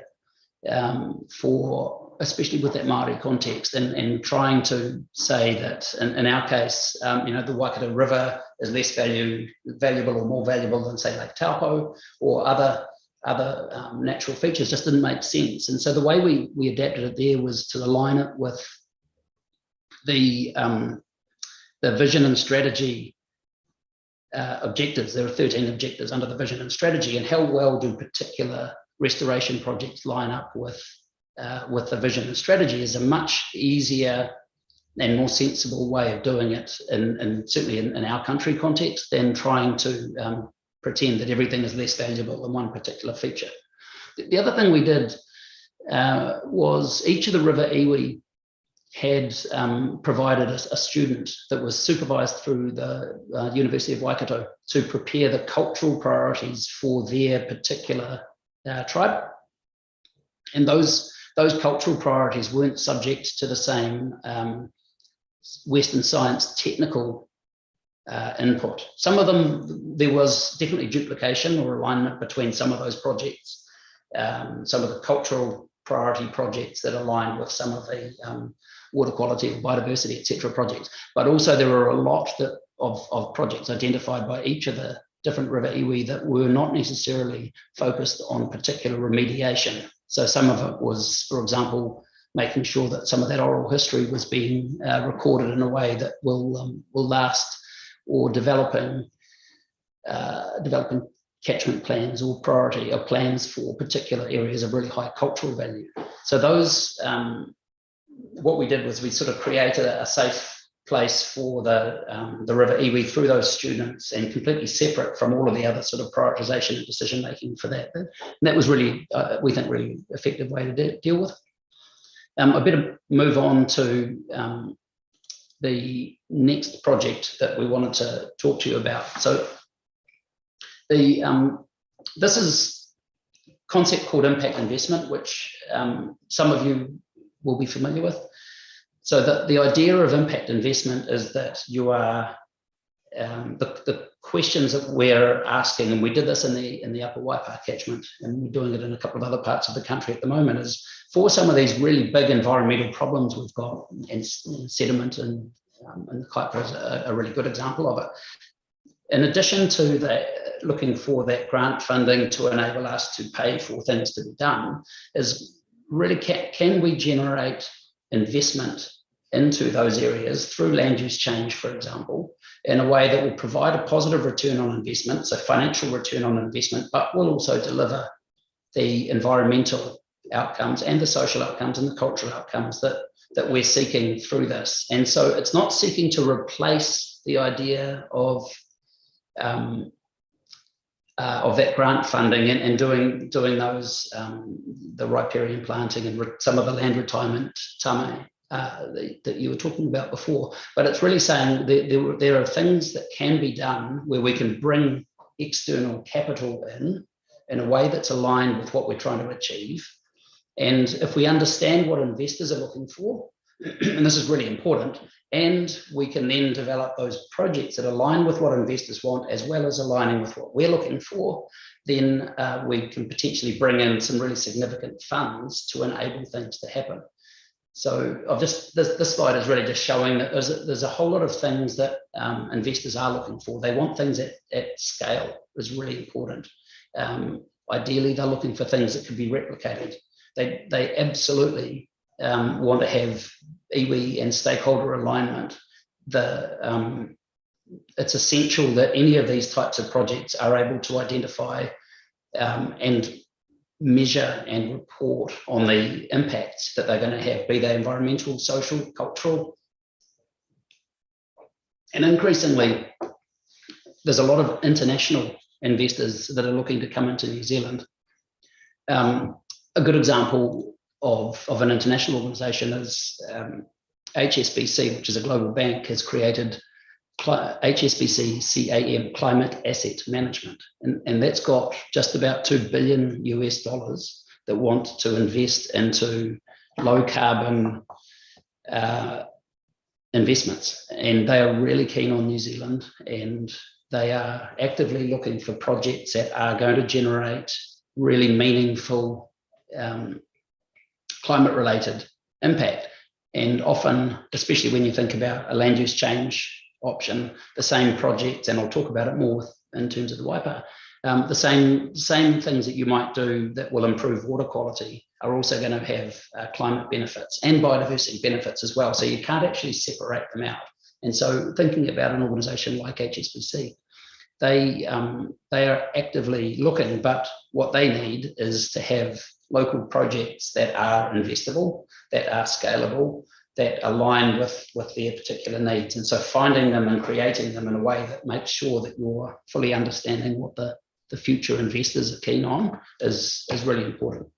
So this work was in the Upper Waipa catchment, and it was similar to the previous piece where the Waikato River Authority and Waikato Regional Council in particular were really heavily involved. They were also the catalysts for this work. And that question that I mentioned before, is it possible to attract private capital to achieve these big impacts and to generate profit through land use change? That's the real, at its heart, that's the question that we were looking to answer. And I think it's equally applicable to any catchment like the Kaipara or subcatchments within it, where you've got these really big problems, and simply hoping that you're going to keep on getting more government support or that industry is going to be able to clean things up on its own is, I think you're going to be waiting a long time. It doesn't mean that there's no place for both, but really if we can do this, we think you can really accelerate the achievement of things at proper scale. So the work in the Waipa started with identifying within that catchment, which is 130,000 hectares, where the real, what we call the hotspots. So the areas in which the water quality impacts were at their worst, which let us zoom in. Instead of looking at 130,000 hectares for land use change, it let us zoom into about 7,000 hectares. And understanding what the current land uses are in those hotspots, which is a mix of dairy and dry stock, then lets us think about what next. So what are the different types of land use change that could be made that are technically feasible? So not trying to come up with things that some people might talk about that aren't going to be investable. So understanding, again, what investors are looking for, and things that are going to be scalable, and that have a proper, there's a proper understanding of how particular land uses will work from an economic point of view. Also, when we're thinking about the at that scale and thinking about the 7,000 hectares, it's also think about what's there today, and if it's currently dry stock and dairy, and we were focused initially on dairy because that was the source of a lot of the water quality problems, is you've got to be able to, there's no point in promoting land use change or investing for land use change if you're not going to have the people who are going to be capable of participating in that. And so the direction that we ended up going was conversion from conventional to organic dairy at scale. For a couple of reasons. One of the reasons is that if you can, we were working with the country's largest organic dairy farm, a company called Aquila, who have got 4,000 odd hectares down in Southland of organic dairy. You get a premium on your milk price if you're organic. If you're at scale, which is what Aquila is, and this Waipa work, Aquila was able to get a 13-year milk supply contract at $2 above the conventional price. But the only way you get a long-term contract like that from a milk supply company is if you're able to be at scale. If you're just an individual farm, and there are thousands of farms doing great stuff, organic, plenty of organic farms, if you're at the scale that is attractive, then you can lock in that long-term premium, which commercially de-risks a lot of what you'd be looking to do. What we also did, in addition to the organic conversion, is we're obviously focusing on impact, right? And so there is a relationship, you're destocking, so therefore it's roughly 20% fewer dairy head on your land. So there is a reduction in the impact associated with that reduced stocking rate. So you're also removing fertilizer by going organic. So there's a reduction in impact there, but you're reducing your CO2 emissions and improving water quality by having fewer smaller herds.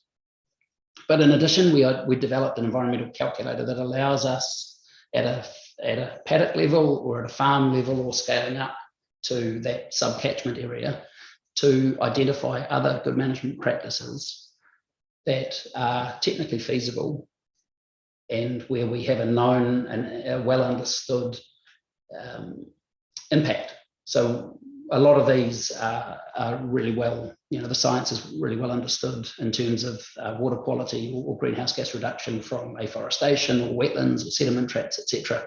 But what that environmental calculator let us do, alongside the improved environmental performance from the organic conversion, is actually to really understand at that scale. So we were talking about 15 farms. We could deliver roughly half of what the the regional council was trying to achieve with its Healthy Rivers plan.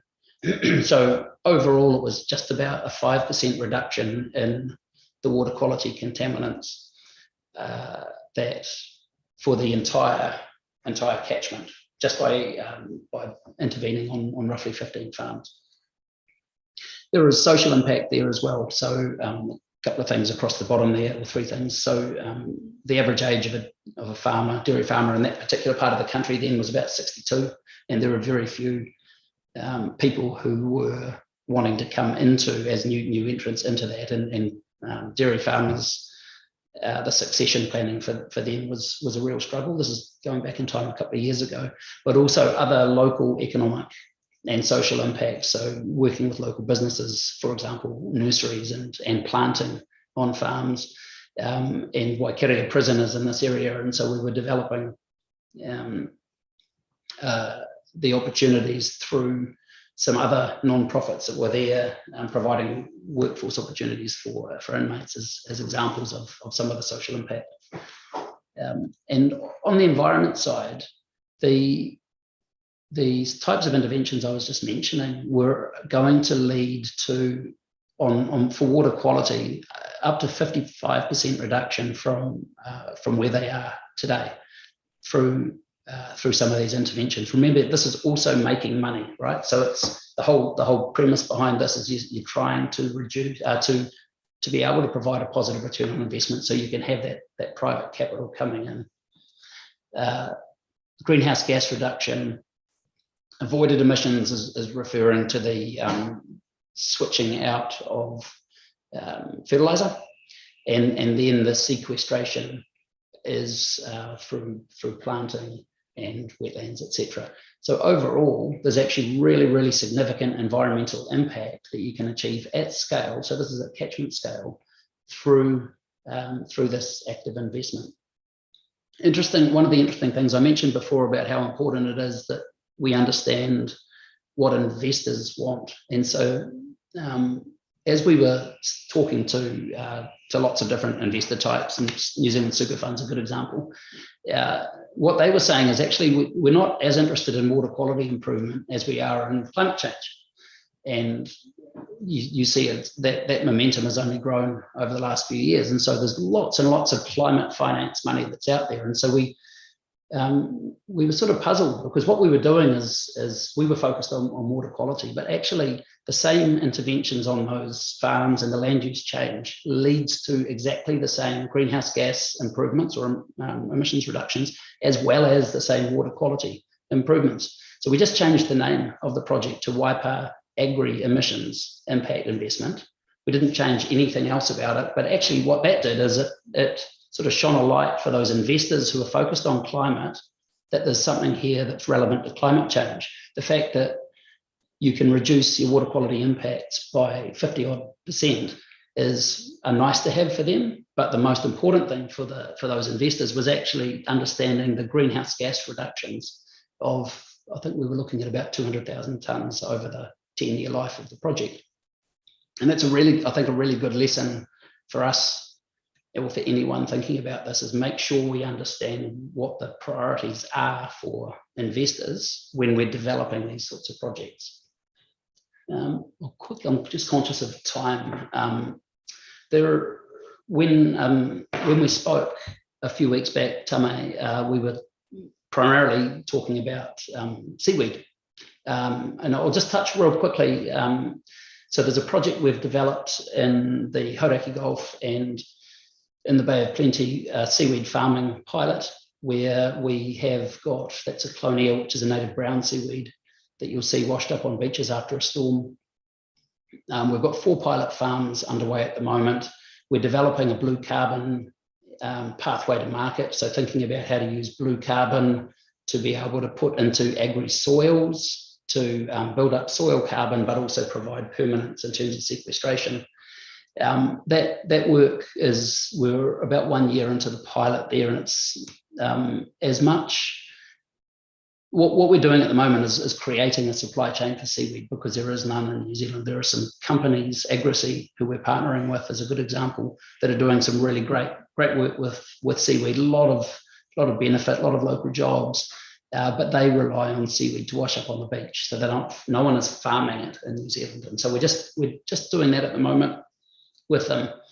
Another that bottom bullet point here is another one I just wanted to mention. So we worked with Ngāi Tahu, Te Waihora, Lake Ellesmere, as a co-governance. There's a co-governance entity down there that is tasked with cleaning up what is a really, really polluted lake and the catchment itself. And we worked with both with the local runanga and with Ngāi Tahu to develop something broadly similar to that Waipa work I was just talking about, but focusing less on making money from land use change and more about thinking about things like blue carbon that you were just talking about before, to generate some revenue from what they call ecosystem services, but specifically for the purposes of enhancing both lake and catchment restoration and thinking about biodiversity benefits and really looking to improve water quality coming into the lake. And so that's another thing. We're happy to talk more about it, but I figure we've been going for 25 minutes, so it's probably best to let my voice rest. And any questions or comments from anyone?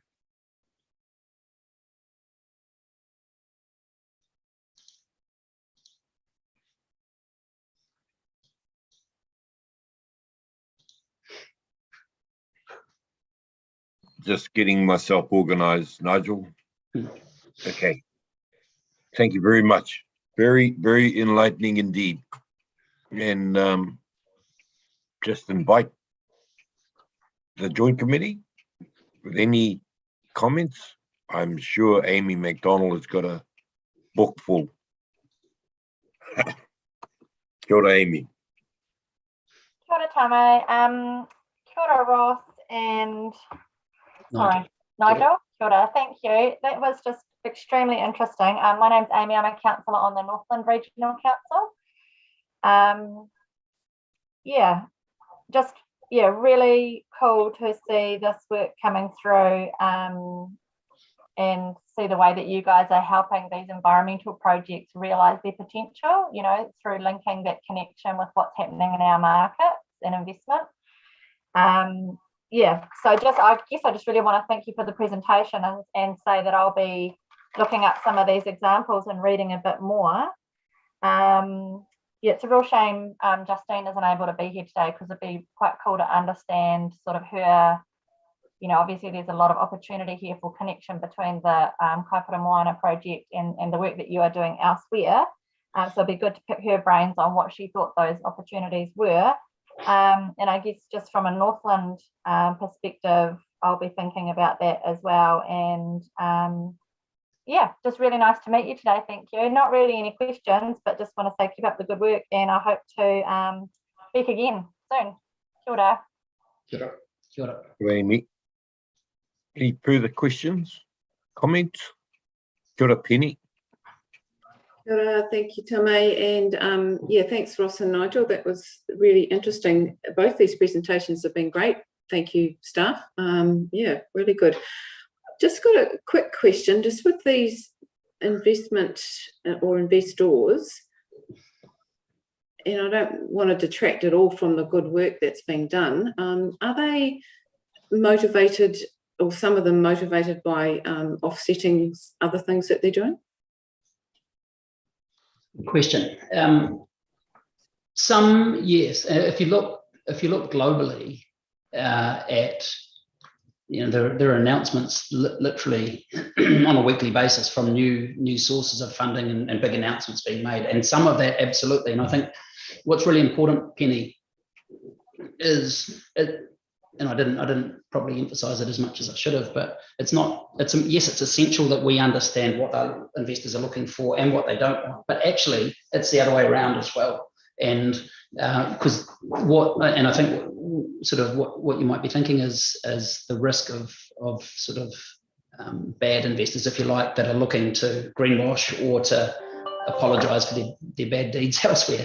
And I think what you really want to do is make sure that there is that sort of philosophical alignment, but also the strategic alignment, so that you don't want to be getting into something where you're going to be, it's not just about being surprised by bad press or something like that, but it's actually making sure that you guys are collectively, everyone's on that same page, because there is lots and lots, there is no shortage of money out there looking for a home. And as long as projects are developed in a way that is robust and really well thought through, etc., you'll find that there will be plenty of potential investors that want to get involved, and which gives you a really strong position in terms of being able to make sure that your alignment and broadly KMR, where KMR wants to be going and who it wants to be working with, because you're talking really large scale stuff, make sure that is like that. Otherwise, the worst case scenario is that you find out actually they don't really care about impact or whatnot. And in saying that, there are a huge number of these different sources that genuinely are impact first, and they're the ones that you want to make sure that you understand motivations, I think. Thank you for that, and understand. And I think, Tama, you'd probably agree that it's really important that we get these relationships starting now, so that when we come to years 5 and 6, we've got that follow on with potential other investors. So, kia ora, thank you. Thank you, Ben. If I may, through the chair. So Nigel mentioned that having the framework's really important. A lot of these things haven't been tried in the New Zealand context, and so some of the things like soil carbon or blue carbon, there are international examples of those things, but there's few examples where they've actually gone through the whole scientific proof through to verification. And so we're trying to bring examples of those into the New Zealand setting. So both with blue carbon and understanding what those scientific measurements are overseas and here, and the likes of soil carbon as well. So we understand there's huge potential there, but actually understanding in the New Zealand environment what those measures are that you have to have in place, how we actually quantify those so investors can come in and know the quantum that we have here, and also ensure that when we're putting out, promises to investments, that they are couched within the New Zealand environment, because some of these things sound like a great opportunity, but they can be transient. As far as if you think about soil carbon, you can grow that over time. It is very slow, but it can also be eroded by drought, fire and flood. And so some of these things we need to ensure that we're not overselling where the opportunity lies, but also being able to connect to investors. Yep. And there's a lot of local investment interest in offsetting and the likes as well. If you think about, we've got Auckland on our doorstep with KMR, and there's also, significant agricultural emissions that are going to need somewhere to store that carbon. So huge opportunity, but we need to make sure that we're robust in our measurements there. So just the total, Nigel. Thank you. Kia ora. Any further comments anywhere? Kia ora, Tommy. Kia ora, John. I'm not going to be so brave as to channel Justine, but I might channel Tom Stevens a little bit, who's with Healthy Waters here in Auckland Council. Thank you guys, and it's really great to be thinking in the way you are about those kind of other partnership opportunities.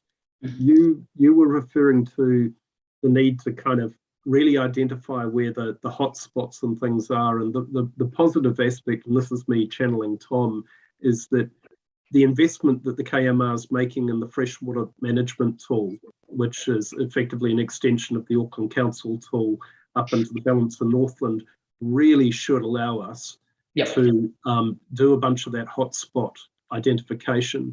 Right now, we're operating on a philosophy that changed by landowners, any fence anywhere with any riparian planting, pretty much anywhere, is going to be of benefit. We know that, but we're very aware that this higher kind of targeted intervention is where we're going to go to.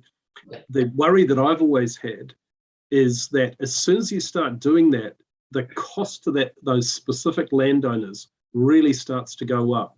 And to be absolutely frank, I don't know if our funding model and the affordability to the landowners is going to be able to do that in those super hotspot areas. And so to me, this is, from a KMR program perspective, what you're talking about in these other kind of targeted, much more significant at scale sort of private partner opportunities is the space where you might be able to fill that gap. So I think as a program, we're on this path. We know where we're going. We're going to have the tools to really drive this kind of thing in the future. And so no, thank you. It's great. It's great to hear what you're bringing. Sure.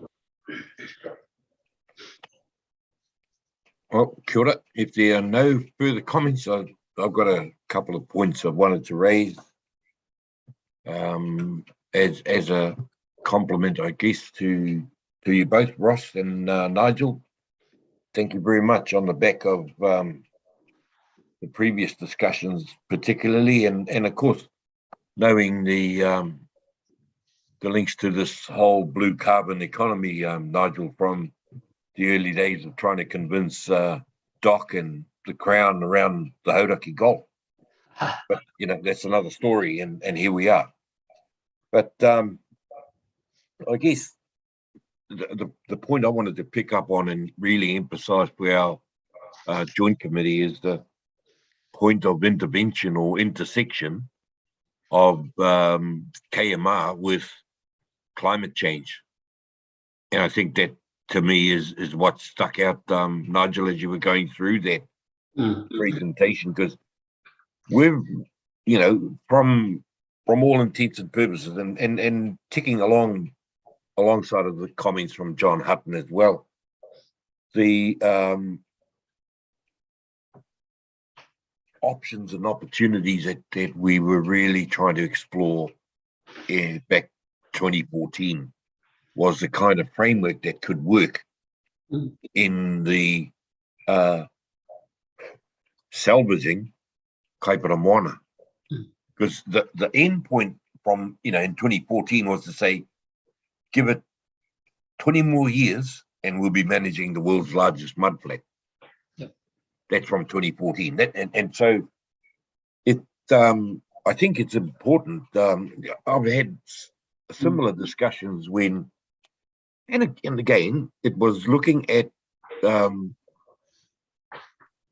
rainwater harvesting and the Taitokoro Water Trust that has set up operations in the mid-north around Kaikohe and in the higher part of the Aratapu around the Red Hills. And then suggesting to those that were involved in that development that at some point would like to think the quality of water flowing down the Wairoa is of such a grade that you could divert part of it and store it. And again, it's the sort of confines, I suppose, of what we have subscribed to in terms of a MOU with the Crown, a deed of funding and so on, and really want to sort of support that notion of getting some early indicators at a operational level from Kaipara Māori Kura, and I know Ben's here at the other Māori Kura staff that are here, about that point you made, that, you know, the perception out there is yeah, because people do prioritize. I know, you know, in our own situation, you sort of think, what comes first? You know, which happens first? And so whether we are talking of that as private individual landowners or being part of a collective that holds shares and interests or rights over blocks of land. And of course, one of the hurdles, Nigel, that I believe we've overcome is to get rid of this reference to sectors. We try to minimize reference to dairy, sheep, horticulture, corporate, forest, and then somewhere in the background, way at the back, is Māori land. Well, those days are gone, you know. This is 2022. We're going to get above that sort of stuff. And I believe it's that level of link and connection that we have to work towards. And I think your reference to regenerative ocean farming is another one of those aspects. I mean, I'd love to be able to say that in year whatever X, we have a nursery capable of providing seagrass seedlings. Imagine that. And I'd like to pen a letter to the Honourable Shane Jones, because he was the one that said seagrass doesn't count in the provincial growth considerations. Wow, look at it now. Anyway, want to say a big thank you to you both, and I'm sure Ben will ensure that, you know, your presentation and the details and the points of discussion and engagement with Kaipara Māori Kura and, of course, the Joint Committee will happen. Thank you for that information and very enlightening. Yeah, we'll leave it at that, and I guess you'll be able to contact Justine in good time, and probably on that note, if we have no further comments, questions to Ross, Nigel, and the team from EnviroStrat, a big thank you to you both, and we'll definitely be back in touch. Ngā mihi. Kia ora. I just wondered at this time if there were any other matters. I think we've got to the end of our agenda, Ben. It's coming up 12:45. We're well in front of our scheduled completion time. And I guess we bit remiss of me, but I should have raised it at the beginning. I just wondered if there'd been a sort of expression of condolences to Justine and her family through, you know, for the arrangements. Yes, we've I think NRC, Auckland Council, and us have all expressed sentiment, and then we're also preparing a excuse me, a small gift, a sort of specimen native tree for her to plant in her sister's memory when she returns. So we'll present that when she comes back into work. She updated us just before to say I think she might be back around tomorrow, and the funeral's later on in the week, so she'll probably take another couple of days later on. Okay. Yeah. All right. Well, on that note, if there are no other matters for discussion, our next workshop is dated. Do you have a date handy, Ben?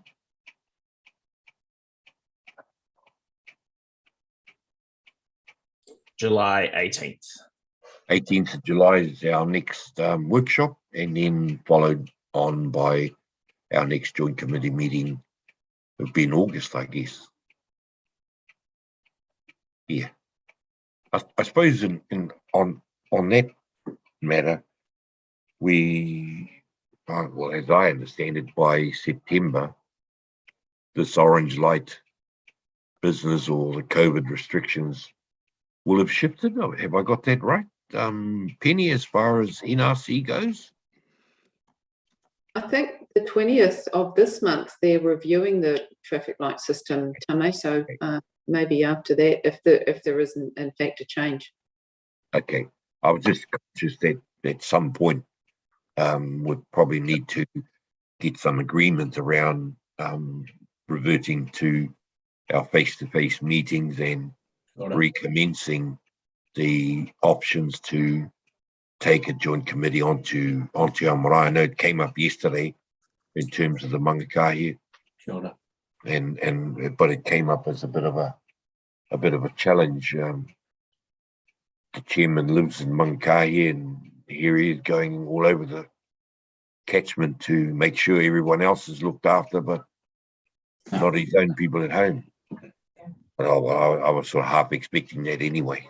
If I'd have done it the other way, they would have said, oh, yeah, you should be worrying about everyone else out there. Yeah.